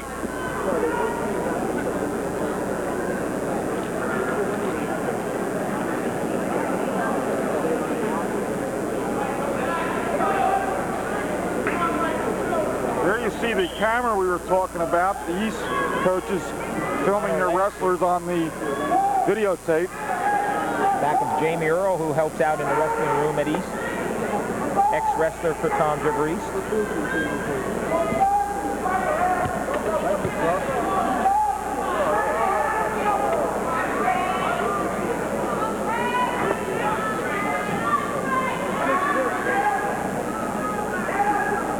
Mike.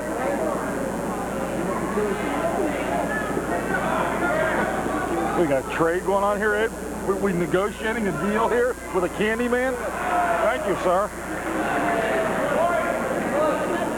6-0 Verderosa. I didn't know you were allowed to trade, candy man. Ed's making a deal here. It's a 2. All right, thank you, sir. 45 seconds left in this match. Verderosa in control, 6-0.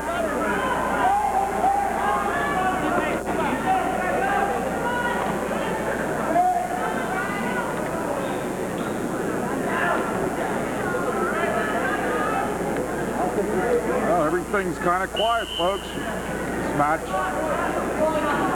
has slowed things down a little bit. 28 seconds to go in this match. 6-0, unless Roth could come back here. This will be Brick Memorial's 6th champion of the night.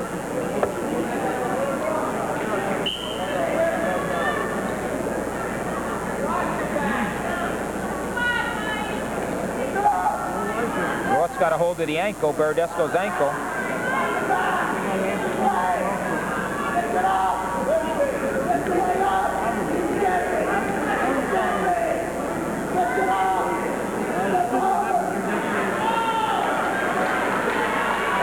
for Verderosa.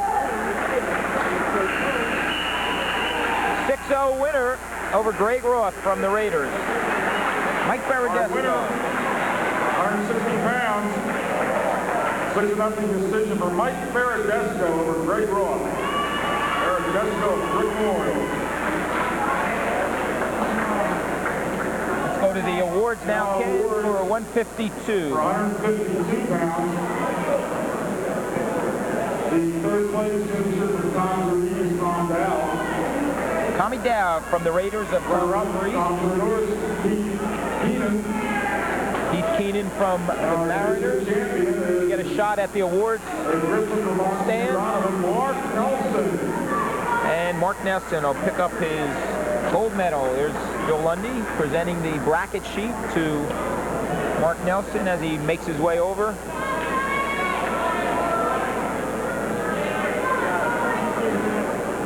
There comes Mark in the picture there. Mark Nelson from Monsignor Donovan. 5-1 winner over Keith Keenan from North. And Tommy Dowd with his, got a Yankee hat? 171 pounds. On to 171. Don. 20 wins, 5 defeats. Ryan Martin. Christopher Rule. Upset winner over Mike Reedhammer in the semis. Comes in as a sophomore wrestler from Brick Memorial. Brick Memorial's 7th wrestler in the finals here. And of course, brother Bob Martin, a couple years ago, state champion. 16-9. Terrific record for a sophomore who actually is wrestling 2 weight classes above his normal weight. They say that he'd be a hell of a 152 pounds. Right. Chris Ferrule, 20-5 for Lacey. Ferrule having an outstanding year for the Lions from Lacey. He's had an outstanding tournament getting in, has beaten Joe Goey from Monsignor Donovan. He pinned Goey in 2 minutes and 45 seconds. And then won by default over John Lombardo, who was unable to continue in a match that was led by Ferrule 8-0 when he defaulted at 3:45. Martin's upset win over Mike Reedhammer came right at the buzzer, 9-7. By the way, we keep mentioning the awards. Anybody that might be a little new to watching high school wrestling, the big sheets that Bill Lundy presents to the wrestlers on that victory stand are draw sheets of the whole bracket for each wrestler. It's a nice thing that they can keep. And last year, Don got a close-up of one of those draw sheets over at the regionals. I think it was Lester Peshko's. And that's a real nice thing these wrestlers get to take home with them.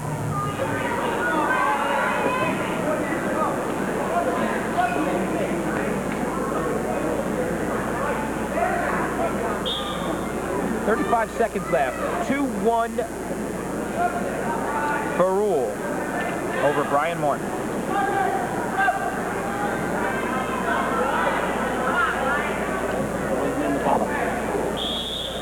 Ferrule had a great year in football, and he was a big part of that South Jersey Group 3 state championship that Lou Versil's Lines won by beating Woodrow Wilson down at Lacey in that unforgettable game where Lacey was tied up with 15 seconds to go and won the game with 2 seconds on the clock on a 30-yard field goal by Rutgers-bound Carl Tarracone, one of the all-time great high school playoff games. That's going to go down in history with that Red Bank Heightstown game in '75. Okay, Ferrule out front, 2-1 over Brian Martin.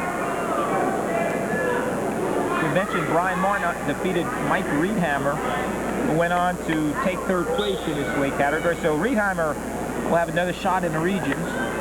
Reedhammer, the only #1 seed, not wrestling in the finals tonight. So the coaches did another good job, Don, in seeding the wrestlers. It takes about 10 or 15 minutes to get it done. Seed them. How come we were there for 3.5 hours the other night? Martin turns Ferrule over and picks up 2 back points and 2 reversals. 6-3. I don't know if that score is right. I'm not so sure it is either. Is that right? Coach Hermani, is that correct? I don't think he can hear you. Well, he's been doing it. Martin's brother, a state champion for the Mustangs. That 86, he won it. Ed?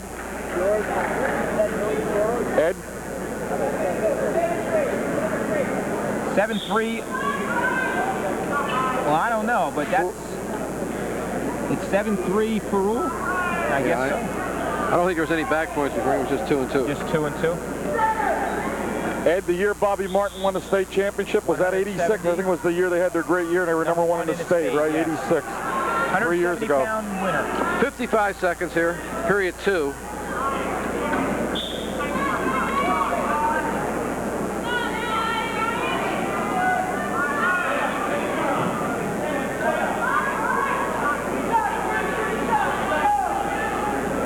A couple times we've had Martin on television, he's done very well in the last period, so I'm curious to see what will take place here. I said Ferrul was a linebacker. He's also a pretty good running back. He played the fullback, right? Up back position, fullback spot. He was the workhorse of their team. He was our player of the game on Channel 8 in a win over Monsignor Donovan. He was on our Channel 8 All-Star football squad.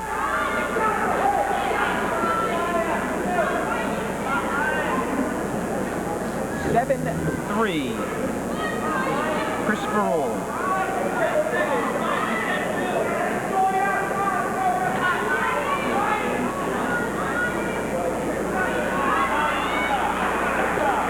Two more for Ferrul. 9-3 at the buzzer at the end, period number 2. I thought in a couple of years we might be seeing the name Sarluca in the Mustangs lineup since they live in Bricktown, but I understand he's a basketball player, Ed. Basketball, that's correct. Gets warts on his hands when he touches those basketballs. He loves the game. What's Eddie's playing, year? What year is he now? He's in 8th grade playing for the Vet Memorial Middle School. They had a great year under Donnie Reed. They finished, well, they still have a couple more games to go. They're in the run for the Roses tournament, 8th grade tournament. They're sitting at about 16-5 now, so they've had a real nice year. And unfortunately, though, not all of them go to Brick Memorial. Half of them go to Bricktown. Which one will he go to? He'll go to Brick Memorial. All right. So hopefully we'll see him on the court someday.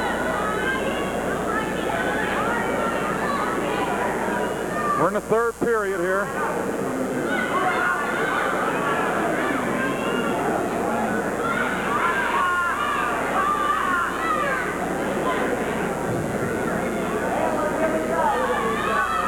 Minute, 15 seconds left. 9-3 for Rule. Stalling on the bottom. Escape for Martin.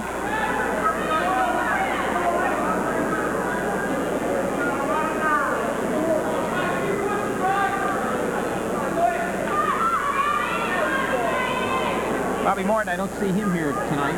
Yeah, I was looking for him before and I did not see him. Usually he's in attendance, but he must have something going on tonight. 51 seconds here. Don't see the Pesco family either. We're used to having them every year. Lester finally graduated. 10-4. We did see Lester, though, down at the dual meet when we were down there. Made his way in. There's 2 more for Ferrul. In complete control here. 12-4 over Martin.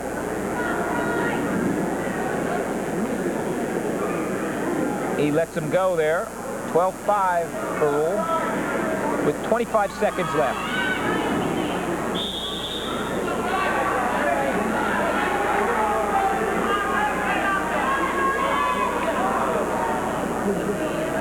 It's a case here, Don, of the senior and the sophomore right here. Yep. 2 more matches after this one, folks, and then we'll have the awards on our post-match show. Most Outstanding Wrestler, Coach of the Year.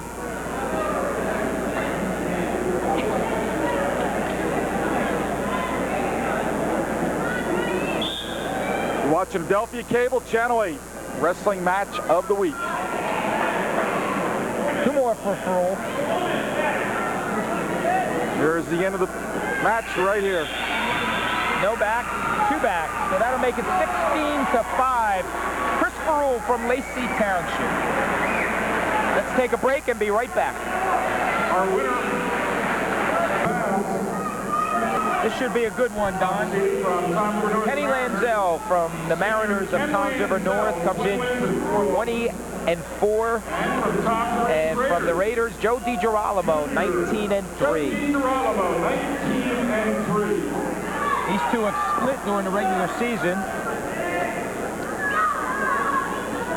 Lanzel, veteran, senior, won a tough 6-4 decision over Vinny Delacardillo from Brick Memorial right at the bell. I like to see the battle out of these football players when they get on the mat. Yeah, this is it. Lanzel had a brother, right, that wrestled? Believe it or not, though, Yes, Lanzel was a safety for the Mariners this year. And DiGirolamo was a pretty good quarterback rusher.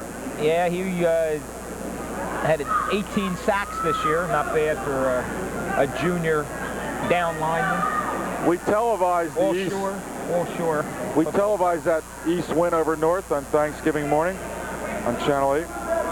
Didn't Lanzel have a brother that wrestled here at Yes, he did. North? Yes.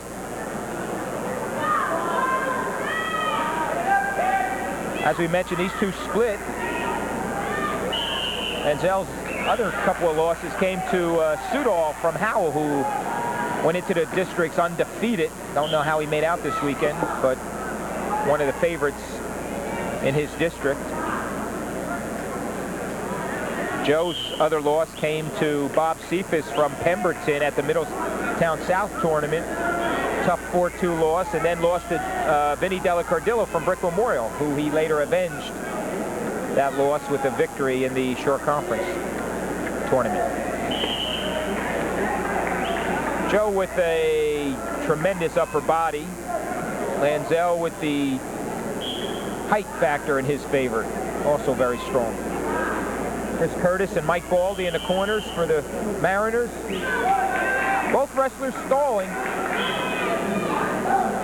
Joe in on a single leg, go to a double, and he takes him down. Nice move by DiGirolamo, showing a little strength there.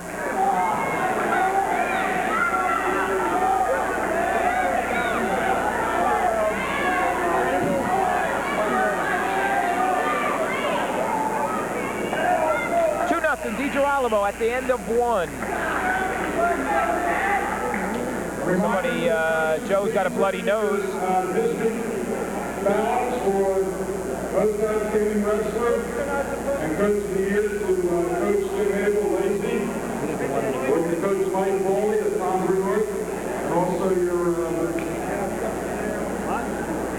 official ranking sheets to Mike Baldi. Thank you. Vinny Delacardillo came back in the consolations and recorded a pin over Joe Chicanis from Toms River South. So Vinny will be going to the regions. 2-0 DiGirolamo going into period number 2.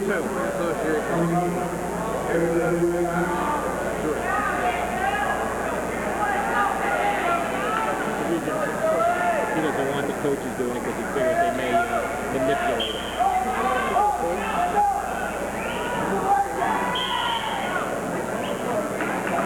Jason Howell doesn't win, it'll be...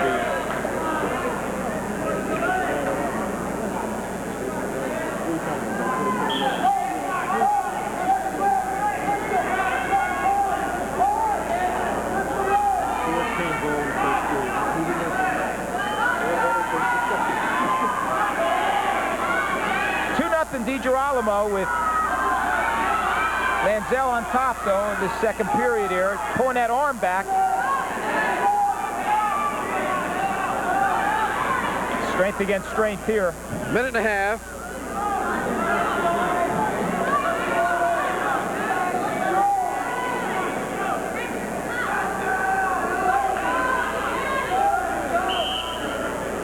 Potentially dangerous. Lanzel had Joe's arm yanked back there.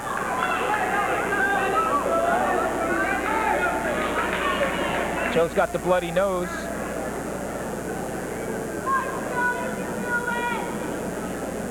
Never seen Joe bleed before. The bloody nose. Warren Reed, the only coach the Raiders have had, right? Ed? Yes, Russell? 10 years. He's been here 10 years. Came over, started with John DeMarco over at Tom's River South, and came over and started a program here for Bill Lundy.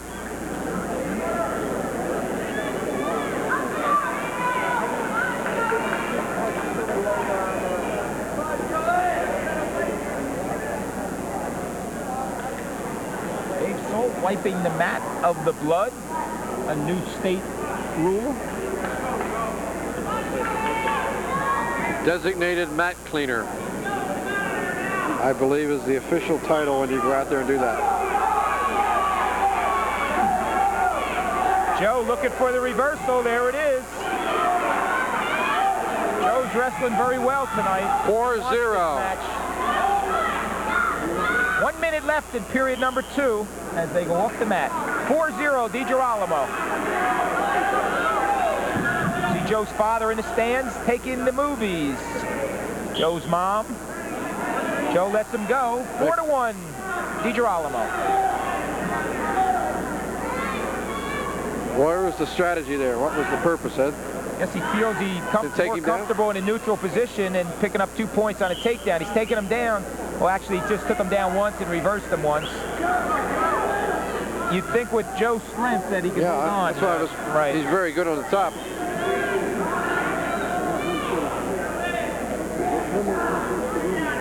Both have stalling warnings.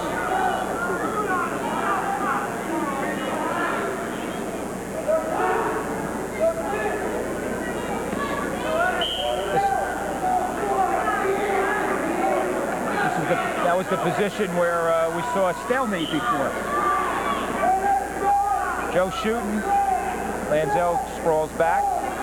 Got the single. Going to a double. He pulls in. He can pick up the 2 here, but Lanzel. 10 seconds left. So he has to get his head out of the middle. Popped it to the side.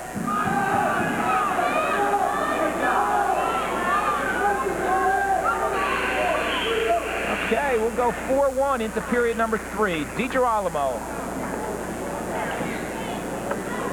Lanzel will take the bottom position here.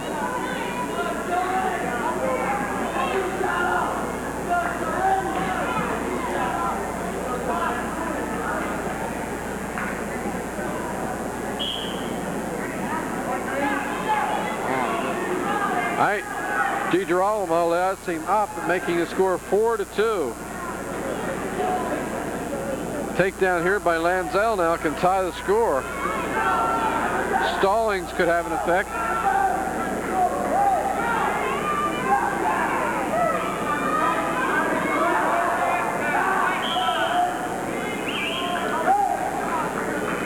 These fans over the edge of the mat take their life in their hands. Sitting that close, they get a couple of big bodies moving quick. Up with 200-pounders. I'm sure they're both up about that much.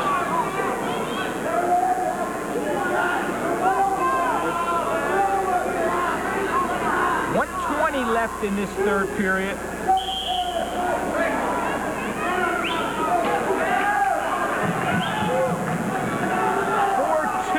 DiGirolamo. I have to believe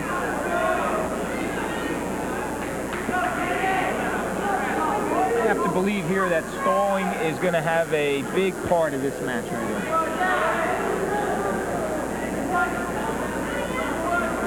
here. Neither wrestler really trying to shoot too much. We have 120 left. That's what I'm saying. There's a lot of time. Somebody's got to make a move here.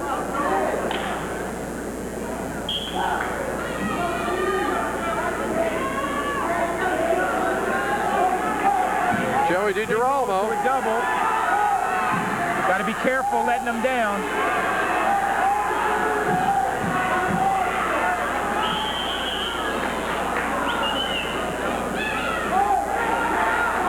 Very dangerous situation there. 104 left.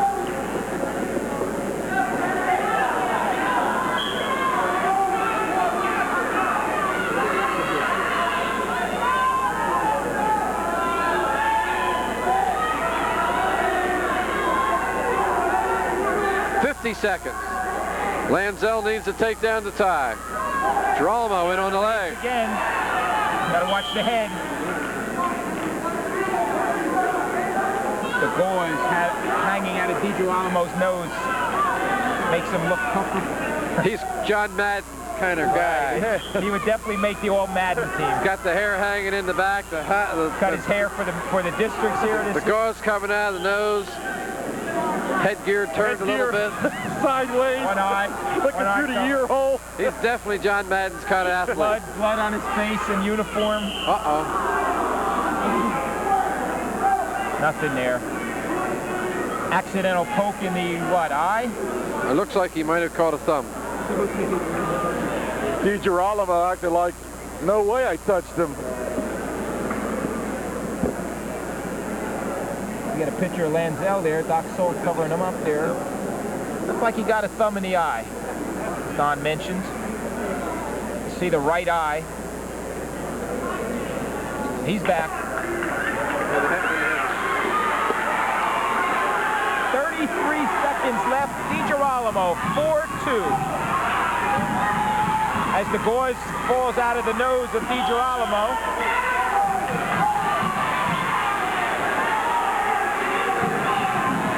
Both wrestlers pumped up here.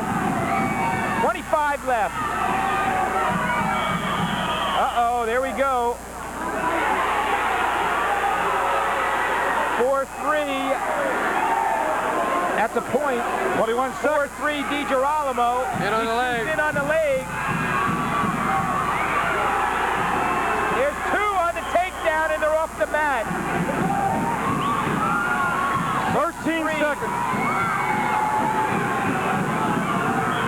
Crowd woke him up. DiGirolamo pumped up here.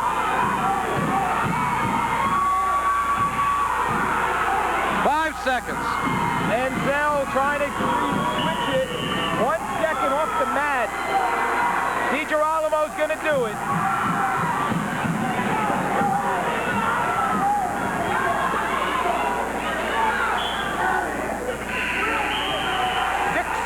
DiGirolamo.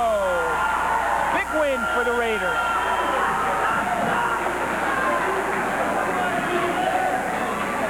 We'll take a timeout and come right back. Winner, 29 From the Lions up here.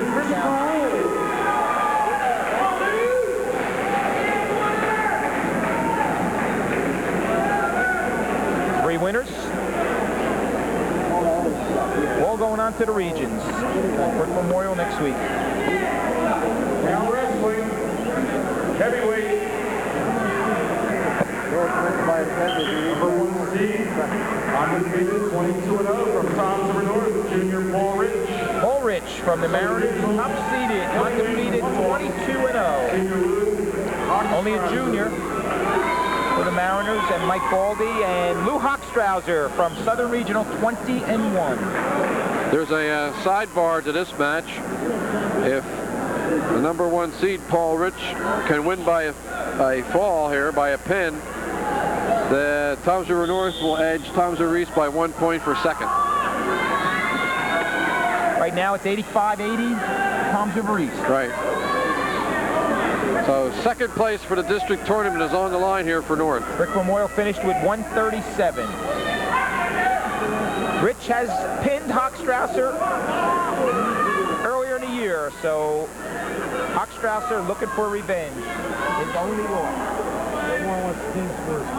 If they pin, they win by a point. If they pin. Finish second, I think. They finish second. You're second.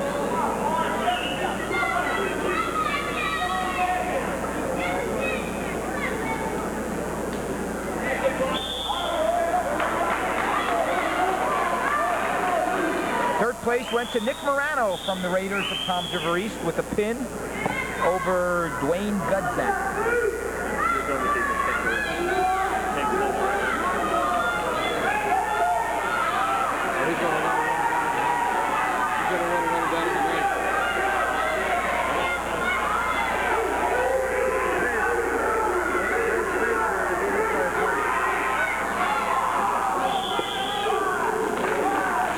No points awarded there.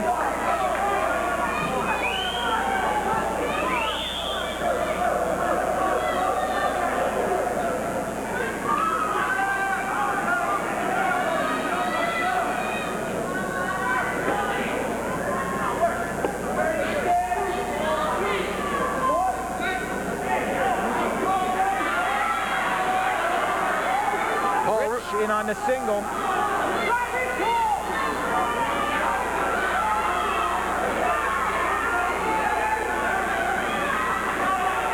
Gets the 2 points as he goes behind Hochstrasser.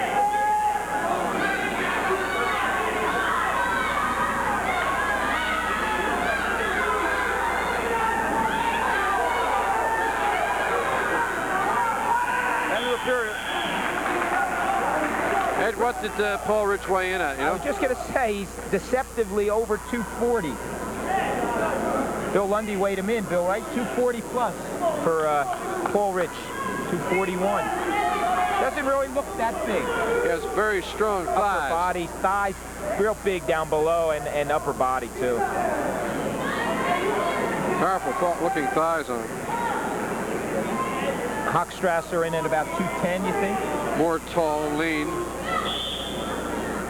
2-0 going into period number 2, Rich.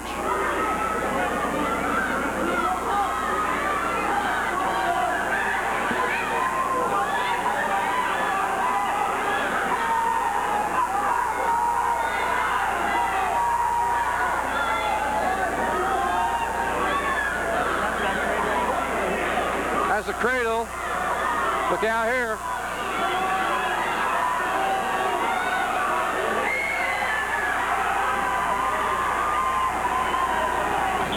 There it is. He gets that cradle on. 2 minutes and 35 seconds. Paul Rich, Toms River North. Heavyweight district champion, the Finn, Paul Rich, Toms River North, over Hochstrasser, Southern Regional. 2:35. Time at 2 minutes, 35 seconds.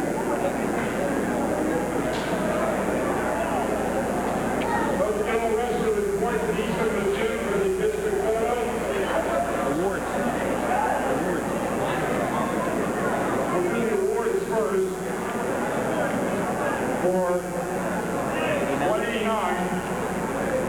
Give this to Schrader. I don't know. Let's see what he thinks.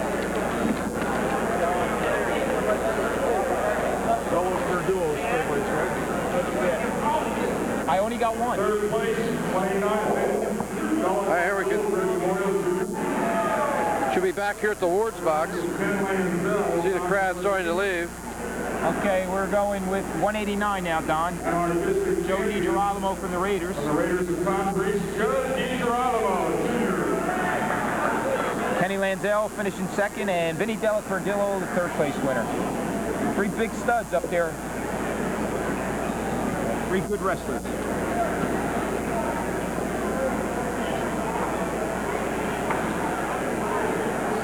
We'll immediately do the heavyweights right after this.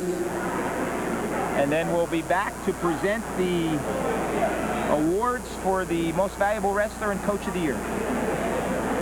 And the awards ceremony for heavyweight. 4 pins in the first period. Tell me, show me all the hardware you have here. Hold them up. Have the trophy. This is the George Schrader trophy. Tell me, how do you feel right at the moment? I'm happy. Happy with myself and my team. Because we won it.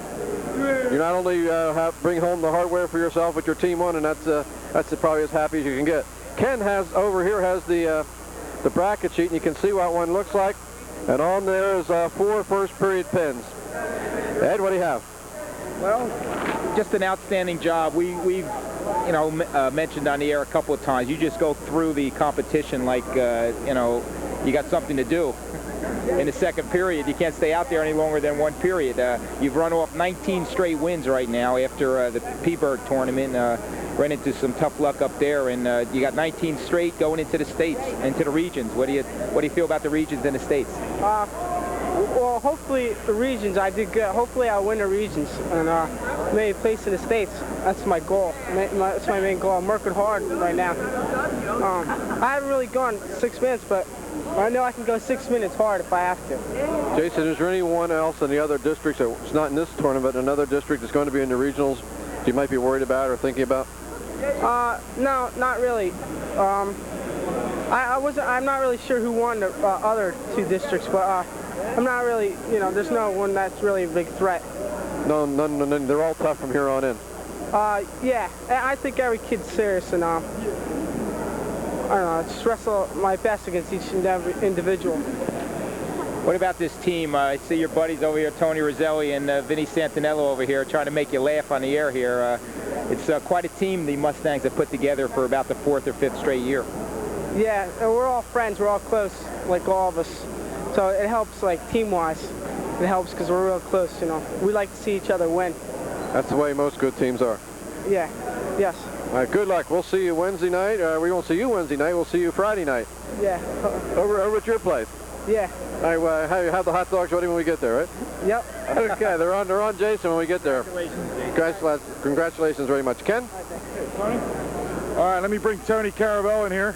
In the middle there? Yeah, wherever you want to go. Tony, you want it all. You can do anything you want to do tonight. Here's the winning coach. Is it 4 years in a row? Coach of the Year in District 24.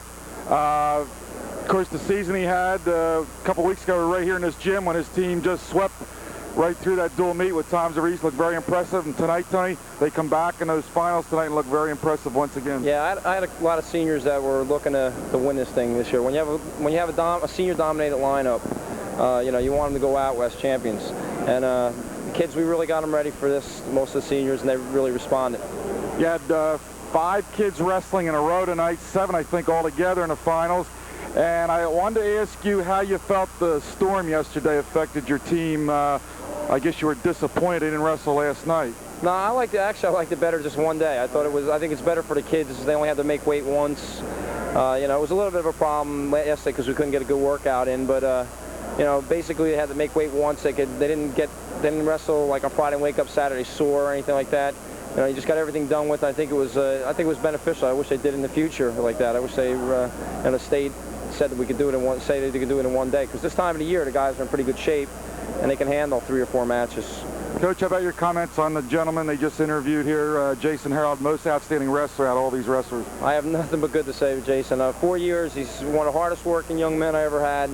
He's a pleasure to coach. He had some personal problems. He overcame them. It just shows the moral fiber that he has. He's just a super kid, a nice kid, a hard worker, and he deserved everything he had coming to him. He's one of the most intense kids I've ever seen. And when he goes on the mat, he's like a shark. You know, he just goes devours you. Tony, you had an impressive win, South Jersey Group 3 over Highland Regional. You took 3rd overall. I understand you weren't at full strength when you went up to the overall championship. Yeah, well, even at full strength, I think we would have had trouble winning it because I don't think we were as good as Phillipsburg this year. I think with Jody, Scott, we were missing at 152. I think we would have possibly got by High Point, but they're both very good teams. You know, when you get to that level, you just hope to do your best. We just came a little bit short. And I'd like to ask you your assessment of our wrestlers here in District 24 as we go on over to your place Wednesday night. Well, I think our district is the best in the region. I've always said that. I think they got to redistrict because District 22 and 23 I think are relatively weak. And we have a situation here where some kids take 4th and don't even place that could win or take 2nd in the other districts, and it's not fair. You know, I think this wrestling I think this is one of the top 10 districts in the state, without a doubt. And you know, when you have quality teams like Toms River North, Toms River East, Pinelands, Lacey has some really good kids. You know, you're just bound to have a good tournament. Before I let the coach go, Don, you have anything you want to ask? It looks like next weekend's going to be tougher yet. Yeah. What do you see coming out of there? Well, I think all the kids that won tonight can win the regions. I really think, you know, Albany should win, I think, and Sanello, Harold, and Roselli, and even Verderosa has a really good shot to win. So hopefully we can have 5 region champs. But obviously the higher level you go, the more tough kids you face. So, but as I said before, I think our district's the toughest. So I think we'll do all right. Good. Well, Ed, you want to add anything? Just one thing. In talking to some of your, you know, some of the team mates tonight, they mentioned Jody Scott. What's his status right now? I know he's only a junior, and I guess it was more or less a decision where he's got another year left to hold him out of the districts this year. Yeah, Jody has a fractured vertebrae, but it's on the tip of his vertebrae, nowhere near a spinal cord, no like threatening injury or anything like that. It's just that it's a painful injury. It just requires rest. You know, it was a tough decision, but the decision was really. We really didn't have a decision because he couldn't move his arms. I mean, you know, he couldn't bend his arms back. It's all sore between the shoulder blades. So the decision was made for us. Luckily, he has another year left. And, you know, we told the kids that they had to suck it up with Jody out there. We thought we had a short champ at 152 with him because he won it last year and he was a region champ. And we just said we just have to gut it out a little bit more. And, you know, the kids did. The kids responded well. Tony, okay, you've done a super job with that Brick Memorial program. It's nice to have a team in our area ranked so high in the state, and congratulations. We'll see you over at your place next weekend. Thanks, Ken. Okay. Thanks. All right, Tony Caravelle, the Coach of the Year here in District 24. 4 straight years he takes the award, and his team has been dominating this tournament. And we're looking forward to meeting the gang from Monmouth County next week. I think so. I think we're going to have some good matches. I think Tony might be right. We may do quite well. Ed, I know you're going with us, and you're going to be there throughout the tournament, right? Right. 150 matches today, and twice as many next week. So we'll have our wrestler full of wrestling for these next 2 weeks. Okay, I thank all our crew behind the scenes tonight, and Jeff Simon's out in the truck, and all the gang. We have Sherry Leone here on camera, and all the rest of the gang. Our thanks for coming out in a cold night. And we'll see you from Brick Memorial next week, 1 week from tonight. You can watch us on Channel 8 at 6 p.m. with the Region 6 Finals, and it should prove interesting when we tangle with the best from Monmouth County. For Ed Sarluca and for Don Musselman, I hope you enjoyed it. I'm Ken Turp. So long.